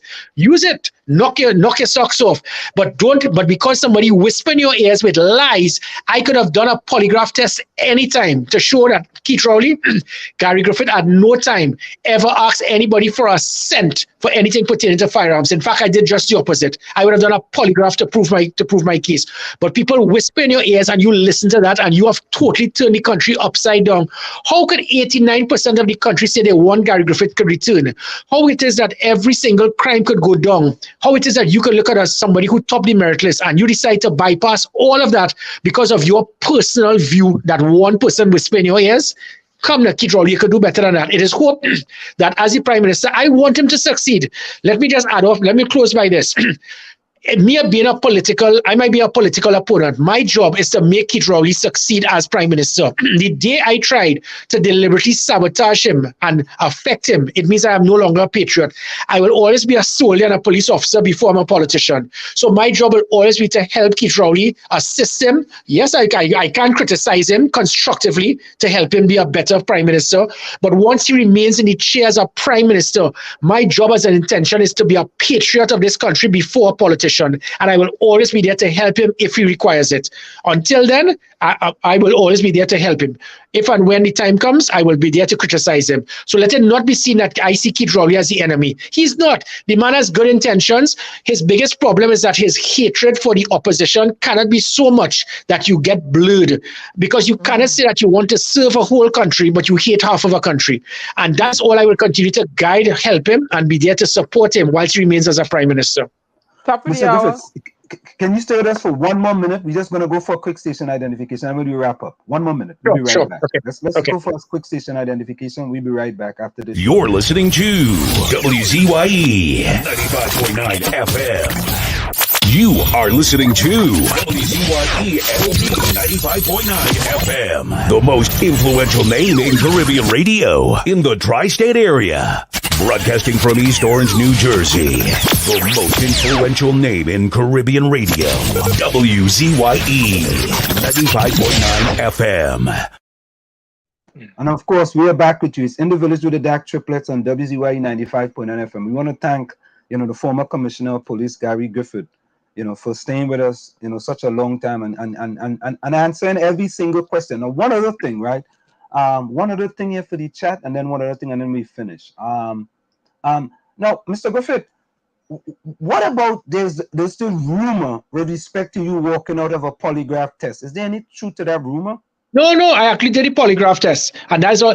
If I had walked out and not done the polygraph test, then I would not have topped the merit list. So that sums it up right there. So when you listen, there are the three R's who are the spokesman for the PNM. That's Rhoda Barrett, Rhea Tate, and Dennis Wren. The three R's. So they will pump their propaganda. If it is I walked out of if I did not do that polygraph test, then I would not have topped the merit list. I got 93.8%. I came first in the merit list because of polygraph testing, psychometric testing, interviews, mock media conferences, operational reports. There were about 8 or 9 different things done. If you missed out on any one of those, you would not have been eligible to be put on the merit list. I was put on the merit list and I came first. So again, people listed propaganda. I got 93 point something percent. The highest police officer, civil police officer, was Ola Christopher. I think she got about 77, and then Mr. Norton 73. And this is also disrespect to them, because if Keith Rowley did not want me because he listened to old talk and rum shop talk, which is what you should not do as a prime minister, you should have accepted the merit list, bring it to parliament, reject me, and then use the person who came second or third. You did not do that. So you have totally put a slap in the face of all of these other officers because they work hard doing all of these things, and they should have taken the government to court, because under you have justifiable expectation, and you decide to scrap a whole merit list because one citizen, one civilian whispers to you something, and this man is such a coward. If it is he really felt so, why didn't go to the police station and make a report? You know why? Because like Stanley John, if what they said was true, if what they said, they believed it, and the police found out that what you said was a lie, they would have been arrested for wasting police time, and I would have sued them for every cent that they have. So what you do is you take a report, give it to Keith Rowley, whisper it in his ears, and then you figure, right, my job done. I think it's very unfortunate. Just before I leave, I said there's a lot that I intend to do and to push, going right back to the 600,000 persons who have Trinidad and Tobago passports in Miami, New York, Canada, London especially. I will continue to push and demand. I can't see any reason why citizens in Trinidad and Tobago, because they do not reside in Trinidad and Tobago, they do not have an opportunity to vote. I think it has been something that has been used by both the PNM and the UNC, because neither party know if it is that this is going to benefit them politically. It is wrong. It is unacceptable. It is undemocratic. Why it is that everybody must fly back home and then spend 6 months to stay in your country to make you eligible? What makes you all any less of a citizen than somebody who lives in Trinidad and Tobago? It is wrong. I'm going to push it. And I think it is important that every single citizen, and it's easy to do. You go to the embassies, whether it is the consulate in Miami, New York, Washington, Toronto, and in London, and Geneva, and China. You do it, but again, sometimes we put politics before doing what is right. I intend to do what is right, regardless of how it affects me politically. And let me say, Mr. Griffith, you see that there? I agree with that full 100%. Full 100. And not only that, we need to take it a little further and to see like what we do here in the United States of America, and a senator in this country can have dual citizenship and become a senator in Washington. All right. And we here who have dual citizenship cannot become an MP in Trinidad and Tobago. We cannot become president in this country. But we who have dual citizenship and born in Trinidad cannot become an MP in Trinidad. But another person who is born in another place can have citizenship of that other place and come to Trinidad and be Attorney General. And become Attorney General. Something wrong. Something Agreed. wrong. Yep, exactly. Yeah. So, Mr. Griffith, we want to thank you so very kindly. But before you go, if you very to send a message for the Prime Minister in Trinidad and Tobago, what would be your message to the Prime Minister of Trinidad and Tobago, Dr. Keith Christopher Rowley? I asked him to please understand that not everybody is the enemy, because if you don't have a PNM party card. I have the world of respect for the man. He and I made a very good team. You were seeing it turn around in the country. It is hope that whatever he does, he must not just listen to old talk and rum shop talk. Communicate with people. I tried on several occasions to speak to him because I realized he was being badly advised. He actually blocked me from on his phone. I think that he must not have yes people around him. There are dangerous people within his cabinet that have their own agenda that is not in the best interest of himself and the citizens of this great country. And I will ask him to please understand there are people outside of the PNM that can be of more value to him and his government and his country than some who are right there in the bowels of the PNM, because they have their own plan. And because of what I was doing, I was getting very close to going after these individuals, and they had to ensure that relationship with Keith Rowley and myself was affected. So I just hope that one day he will understand that I am not the enemy. I am not here to make life difficult for him, but I'm not going to sit down and sit idly by if I see a government deliberately abusing authority and not doing what is right. So I will constructively criticize, but I give him the assurance that I do intend to support him as the prime minister and not be a mischievous political opponent that will do everything just to disturb and affect you just for the sake of it. It doesn't help the country. It doesn't help the citizens of the country. And I wish that all citizens could understand that. Stop trying to demonize and hate Keith Rowley and Kamala Prasad-Visesa. The division and the hatred, the racism that we have seen in this country must end. So whereas politicians try to divide the country, my objective is to unite the country. Mr. Griffith, Thank you, brother. Thank you very so much. very kindly for joining us and spending such a long time with us. Appreciate it. And of course, we like to have you back. And you and I didn't go anything, out of the ordinary, right? Yeah, he didn't get stung by the scorpion and then want me to come up with the antidote. Thank you. Well, we was prepared to give him the answer, right, Gary? Yeah. we gave them the facts tonight. All the best. Take care. You so Thank you, much, brother. man. We appreciate it. Bye-bye. Bye-bye. All right, So there you talk now, have now. it, folks. Talk now, now. Yeah. Let me hear all Back that. now. Hear the back. And wait now. You hear what he said? Abuse of power by the police. Let the police come to the airport to try to arrest me. Abuse But of power. you hear everything, Tommy. You hear everything that he put in place. Of everything, power. all the resources that he put in place was removed. The United States government said abuse of power. I am a United States citizen and a Bajan citizen. You want to come and arrest me at the airport for just entering the country? That's abuse of power, and I will dial Show me which candidate. Show me which candidate to come close to him now. Why do? What did I do? Help stranded citizens and talk about moving the stupid exemption policy that had people suffering, and you want to arrest me for that? Abuse of power. And nobody best not touch me, and no part of me better not be broken or hurt.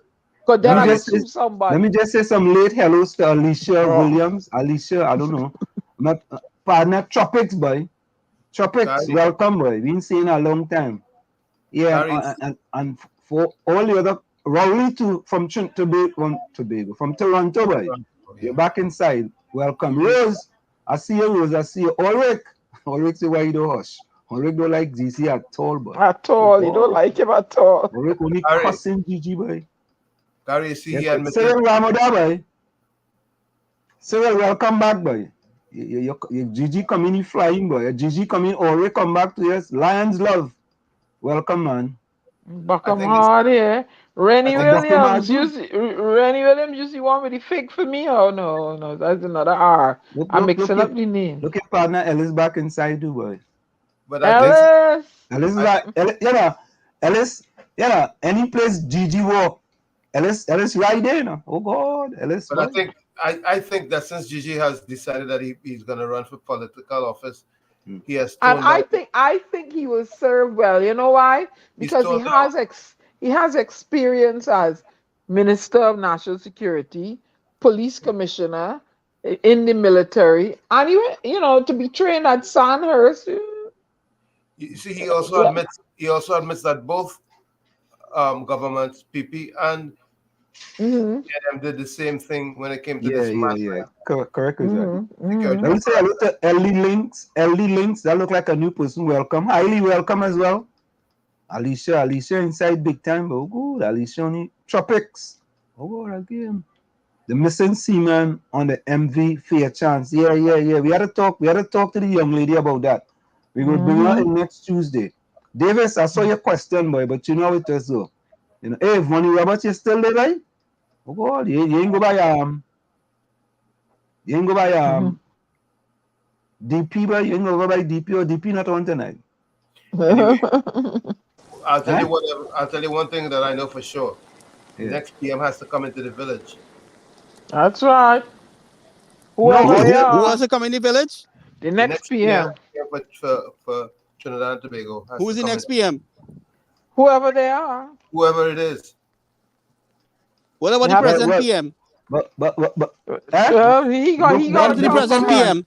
He gotta come just now. But he wants to come. But he wanna come. Here how he gonna come? He wants his questions ordained and sent to him. And that's not no, we don't do that here. We don't operate that way. No, we don't operate so. Yeah, he wants his questions, Nobody coming in the village, don't get no pre-question. When former president come in here. But you hear what Gary said, right? Yeah. there are people that are outside the political realm of his party can be an asset to him. Yep. Okay? And Trinidad and Tobago, Dr. Rowley, belong to all of us. It belong to you and your PNM alone. Nope. Or your PNM clans around you. Yeah, he behaving Okay? like Putin. Like if he's boss and Putin, Trump, all of them, yeah. What I mean, you guys haven't heard the narrative that that's PNM country? Yeah, yeah, whatever. And he has absolute power, and that's it. But don't worry.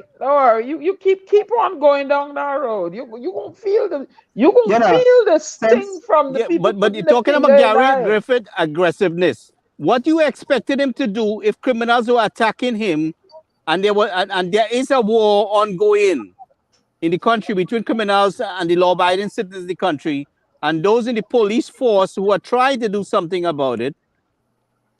What are they supposed to do? It's time for a change, transformational change for better. You have to be aggressive. For betterment. You have to be aggressive. Trinidad and Tobago needs to go. You need change for betterment. And anybody against Gary Griffith is because Gary Griffith dealt with those criminals. He dealt with them. He was pushing back. They talk about pushback. That was pushback. But hear this earlier. We have a name in here, right? Wayne Kubalson. I feel like somebody, I don't know if that's the real Dr. Wayne Kubalson or if that's just somebody using Wayne Kubalson name. But anyway, Wayne, welcome to the village to the DAG Triplets on WZYE 95.9 FM. What does he say? And these people. We want to bring back Gary though. And these people. Trinity the Bone, welcome as well. No, but we have to bring back Gary. Oh yeah. We had to make it just a full show for just Gary. And these people cussing Anselm because he talking about Chumaka. Anselm, you think you was getting cussed? You think you was getting cussed? No, Gary Griffith here, you're getting more cussed. Because you get cussed for Gary Mahabi, and now you're getting cussed for Gary Griffith. Why? Why don't cuss for Gary Griffith? Albert, you're right. Albert, you are right. What Albert said? He says I'm a fortune teller. He told me he's a fortune teller. He know PNM. PNM lost the next election. Correct. They know it too. What? They know it too. They know it. They saw what happened. But Anselm, good friend, say not a damn seat for PDP. But let me tell you something, Who friend is that? Your good friend. This is not about elections for me, No. This is about securing my country and my people. Trinidad and Tobago is under siege by criminal elements, and it is growing at a fiery fast speed. Fatima, we were people in high places are involved. Wait a minute, Gary. Fatima, we were interviewing Gary Griffith, the ex-commissioner of police. The most that was the subject was about. She's just tuning in. Okay. Yeah. And she wanted to know as well. Oh, look, Mean Melangine is in. Oh, no, your partner, Mean Eugene. Now you was inside earlier, Mean Melangine, Mean Levi Jean. No, it's Eugene Mean Jean. You call him man. You're messing up my partner. Mean Levi Jean. Ulrich was cussing Gigi all night, but let's talk about Julia Davy cuss, man. Okay, Fatima, you looking on? Thank you for looking on. Hey, look, Zahid come back. Zahid, where was boy? Zahid now, boy. Zahid now. Oh, God. Yeah, he's gone now. He was on for a very long time. Choice so we're just wrapping up. DJ mouth twist. All leave Gary Griffith alone now. The man was in a bachaka coral, a scorpion, a centipede nest. Okay? Only leave him alone. Anthony Medford, all the wicked, guy. Anthony Medford said, Mr. Griffith, I have a very important question. How do you get your lip to touch your ears when you smile? Leave him alone. Chris, welcome. Tropics, I did the same thing too at that time. Only leave Gary Griffith alone. Look at Melvin Ashby right now. They want to talk about. We have a serious problem in the country. That last name is familiar. Yeah, Melvin Ashby. Who's Melvin Ashby? That's a new person, man. Melvin Ashby, where you from? Declare your location. Yeah. You from Tunapuna? Albert Montano said this is the longest discussion of any guest. Really? Yeah. I think. You think One so? single guest. Yep. Darren Legal, welcome. Oh, you think so? Yeah, Mm-hmm. from 8 to 10. Yeah. But he answered I all the think. questions. He answered and he enlightened Clarify some us. things. But Yeah, he Everything always you had did. doubt ask the about. man your question. The man answer your question always. All you Hey, do is I ask him. hey, all right, guy, watch yourself. How you mean the most dotish commissioner? Watch yourself. Watch yourself. Yeah, because he went up Mm-hmm. against the criminals, Ulrich, in your neighborhood. Yep. Joan, Up in Yep. your Joan say, neighborhood. Joan says she gonna drink some Baileys. Joan, you and this Baileys. June, I have a big bottle of Bailey's here. I might have a sip later myself, June. Anyway, guys, Albert I'm want going to to say know, good night. and some should have know you was trying to make the PNM government look bad like neglect Lavanto. You didn't ask him nothing Who about Lavanto. who from Look, Curab? look, Ellis happy too bad. Thank you, Gigi. See? Yeah, No, all the no, thank you nonsense very that much. being spoken out there, he clarified. It's on record now. Go look at it. It's on YouTube and Facebook. All the Oh, nonsense all they God. was talking about the man. What's your But, name, but Gary? You have a interest in the Andrea Bar? Uh-oh, Gary Griffith will be arrested. Oh, Lord. look, Joan changing she vote now. She going from UNC to voting for Gigi. Watch you. Watch them UNC people go take care of you, Joan. Go ahead. Where did us get these things here? John James say a report name what? Gary Griffith as a person of interest in Andrea Barrett, and he will be a Trinidadians get these things from Anselm. And they like Yeah, Uh, that's Ansem Party propaganda. and they just what, post things like they are experts, Lord Father but hey, Yeah, look, Resan. Cyril exposed Ramadan like is right, Rhoda you know. Barrett. Cyril What? Ramadan is right, you know. Gary could Exposed like only Rhoda win if Barrett. he's She's an part of a expert. coalition.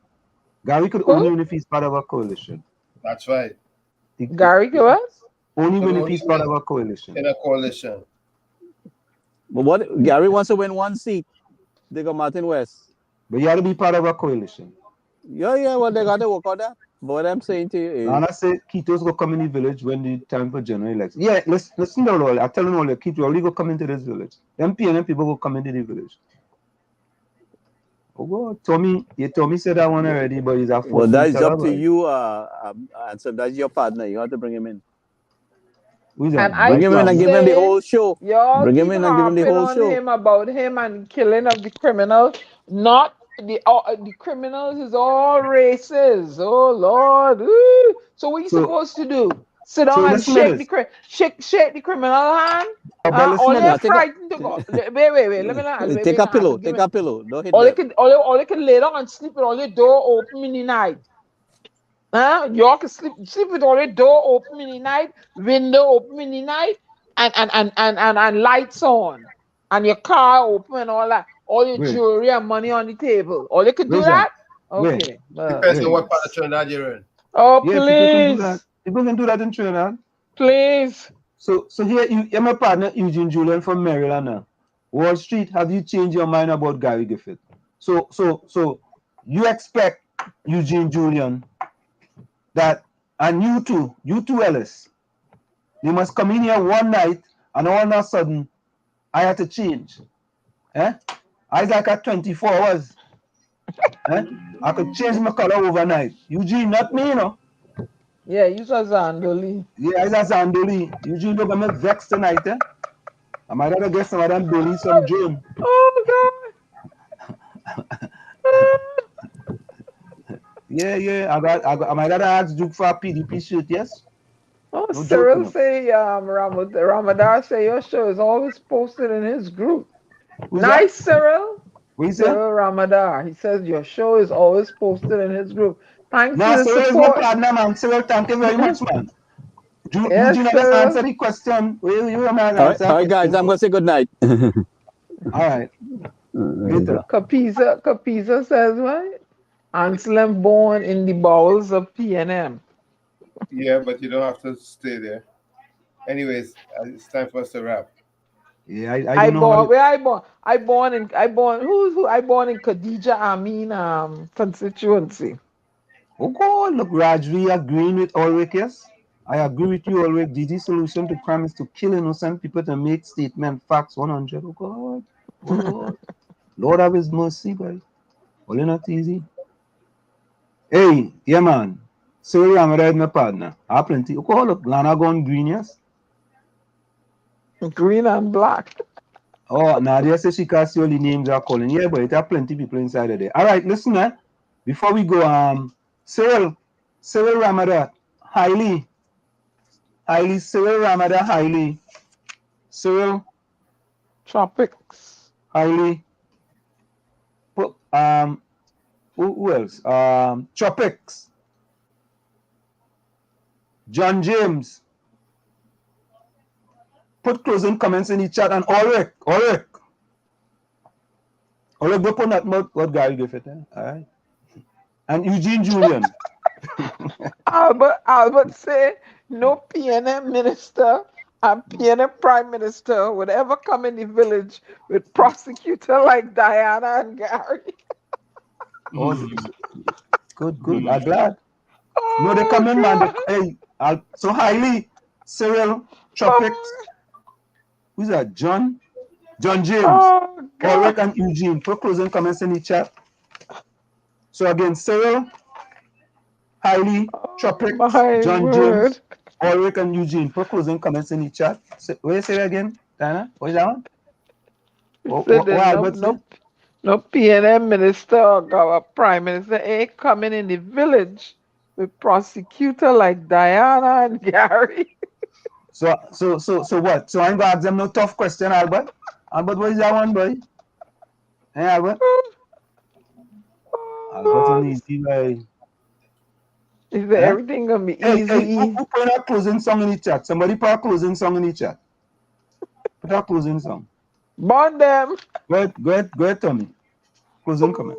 Anyway, very happy Easter to everyone. But before I have to say this one by Leon Blum. Leon Blum said, the cause of freedom and the cause of peace are bound together. Now, Leon Blum was the first socialist and the first Jewish prime minister of France. He was elected in 1936. And again, he said, the cause of freedom and the cause of peace are bound together. A very special and happy Easter to each and every one. Hope to see you in the village on Tuesday, God willing.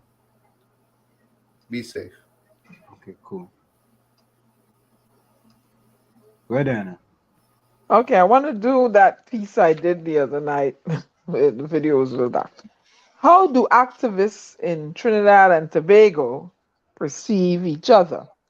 As friends or foes? In order to maximize chances of achieving social change, activists attempt to mobilize their fellow disadvantaged group members and gain broader societal support for their cause. In Trinidad and Tobago, we've gotten to the point where politics have caused rifts, generalizations, and judgments. In a country where we need to aspire together to achieve a better republic, politics is increasingly turning us against each other. I am increasingly witnessing where citizens are getting mad at others and creating tension over conflicting opinions, which makes me think, why do activists and citizens let politics control so much of how they interact with others? There are always going to be conflicting views, but opposition is not synonymous with incorrect. Generalizing and judging people because we don't agree with them is unhealthy and is only going to make things worse. We're taught to respect people if they're different from us. So why is politics the exception? We need to listen to each other and talk civilly instead of automatically disagreeing and invalidating different opinions. Trinbagonians have become so caught up in party loyalty that they tend to focus on whether something is red or yellow or soon to be green, and not if it's an objectively good policy. Disagreements can lead to conversations that can either educate or offer a different perspective on an issue, which never hurts. But pride seems to be getting in the way, which is stopping us from being better citizens and working together. I'm not saying that everyone has to get along and agree perfectly, but we need to stop generalizing people based on their political views. It's something that has been ingrained in us by our parents, our teachers, and even our friends. But we can change that. Change is coming and working together instead of isolating ourselves from opposition. Change is essential to making the Republic of Trinidad and Tobago a better place. But in order to get there, if you are a true activist, you need to stop selling out for a food. This is Diana Benskin, your global ambassador and poet, bidding you a Wiedersehen and a happy Easter until we meet again. Good night, beloved people. Be safe. Thank you very much, Diana. So I can't get that dinner. Okay, my closing quote is simply, that's to my friend Julia Davy. When debate is lost, slander becomes the tool of a loser. Socrates. That's what I always say. As soon as someone starts to cuss in a debate / argument, Julia Davy, stop cussing when you lose. It don't make much sense. And one other thing I like to put up there is, oh, I take myself out of there, but hold on a minute.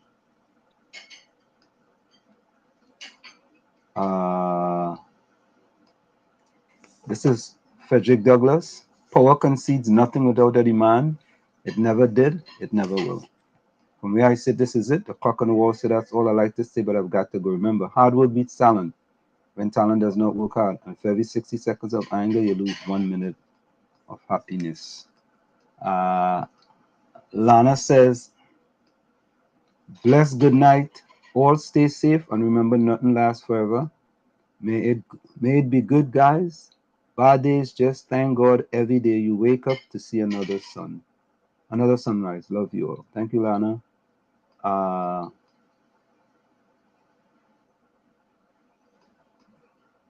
Good night, everyone. Cyril Ramada says, you guys did a fantastic job asking Gary all the pertinent questions. Do it again. Thank you very much. Somebody wants to hear Nadi Lafon. Want to make love to you. Check it out for me, Diana, if you could. Yeah, it's okay. GG Tropic says, GG and people like him is what we need in this TNT Great Show. Thanks you all at all. Thank you very much, Tropics. King Liar Lord Nelson. Oh, Raju. God. Closing comments. Lana says, I'm going and whisper in Keto's ears, I want water. So you go call Gonzalez and turn on my water. All right, Lana. Oh, no. Renee Mama says, we are all people under the same sun. Peace and love to everyone. Happy Easter to you, Albert Montano, as well. Happy Easter to all. Cyril, I can't open that link, for your closing comment. Closing song. I don't know what song is that. Nadi Lafon. What is it? Rajvi. All right. Ulrich says, God, please guide our finger in the right direction in the next election and keep us on the right path. All right, Ulrich. All right. Good night, Anthony Medford, Dana. Hailey says, closing comment, Bacchanal and ignorance seems to be on the edge of tongues when it comes to question of a politician. What about solution and policies? We just can't go on this way. Good night. Hey, boy. Hailey, thank you very much. Fatima says, someone asks for a closing song. Good discussion. Thank you. I can't pull up that link now. Thing. Amedula, thank you very much. Eugene, thank you very much. What's the name of that one, Diana? Nadia LaFon. I hear you know. Nadia LaFon. Yeah. LAFOND DE. What's it called? Anna. Yeah, Nadia LaFon. What's it called? Nadia LaFon, the one wanna make love to you. Nadia LaFon. Wanna make love to you? Yeah, Nadia, that popular song. Okay. Nadia. That's Rajvi. Somebody's calling me. I don't know who number. Okay, here it is. Here it is right here. All right, folks. So everyone have a wonderful Easter. And we'll go out with Nadia LaFon. Want to make love to you? That's what it is. Rajvi have intentions. I don't know what Rajvi intentions is into. Oh. All right, hold on. There we go. All right, there we go. Rajvi, right? Thank you, Nadia. Rajvi have plans later, but I know what his scene is now. What's his scene, Rajvi? Fatima, you came in with your request late. Next time. Yeah. Fatima, come and join me again, man. You know, we gotta start the request kind of early now, so we can line it up early. You know what I mean? That's not the song. Guys, want to make love? Nadia LaFon. Huh? Oh, yeah.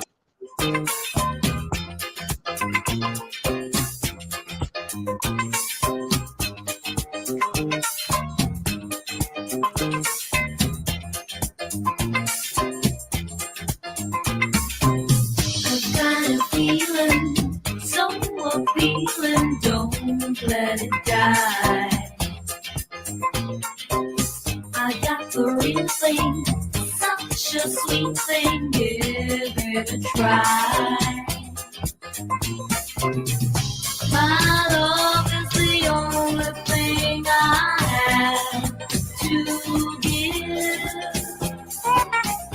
and I've been wanting to admit I wanna make love to you. If it's the last thing I do, I wanna make love to you.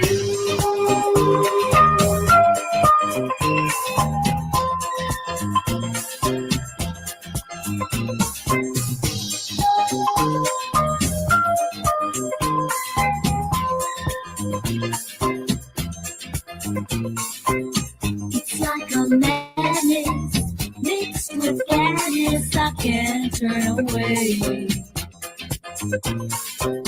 I won't stop trying, there's no use denying I need you today.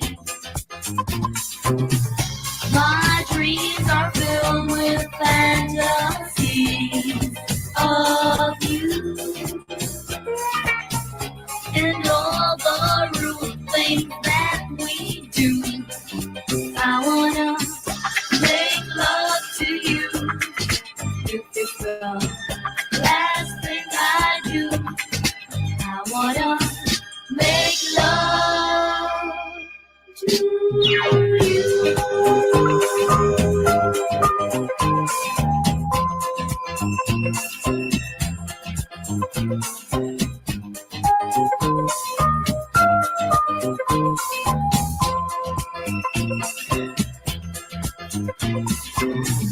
My dreams are filled with fantasies of you and all the rude things that we do. I wanna make love to you. If it's the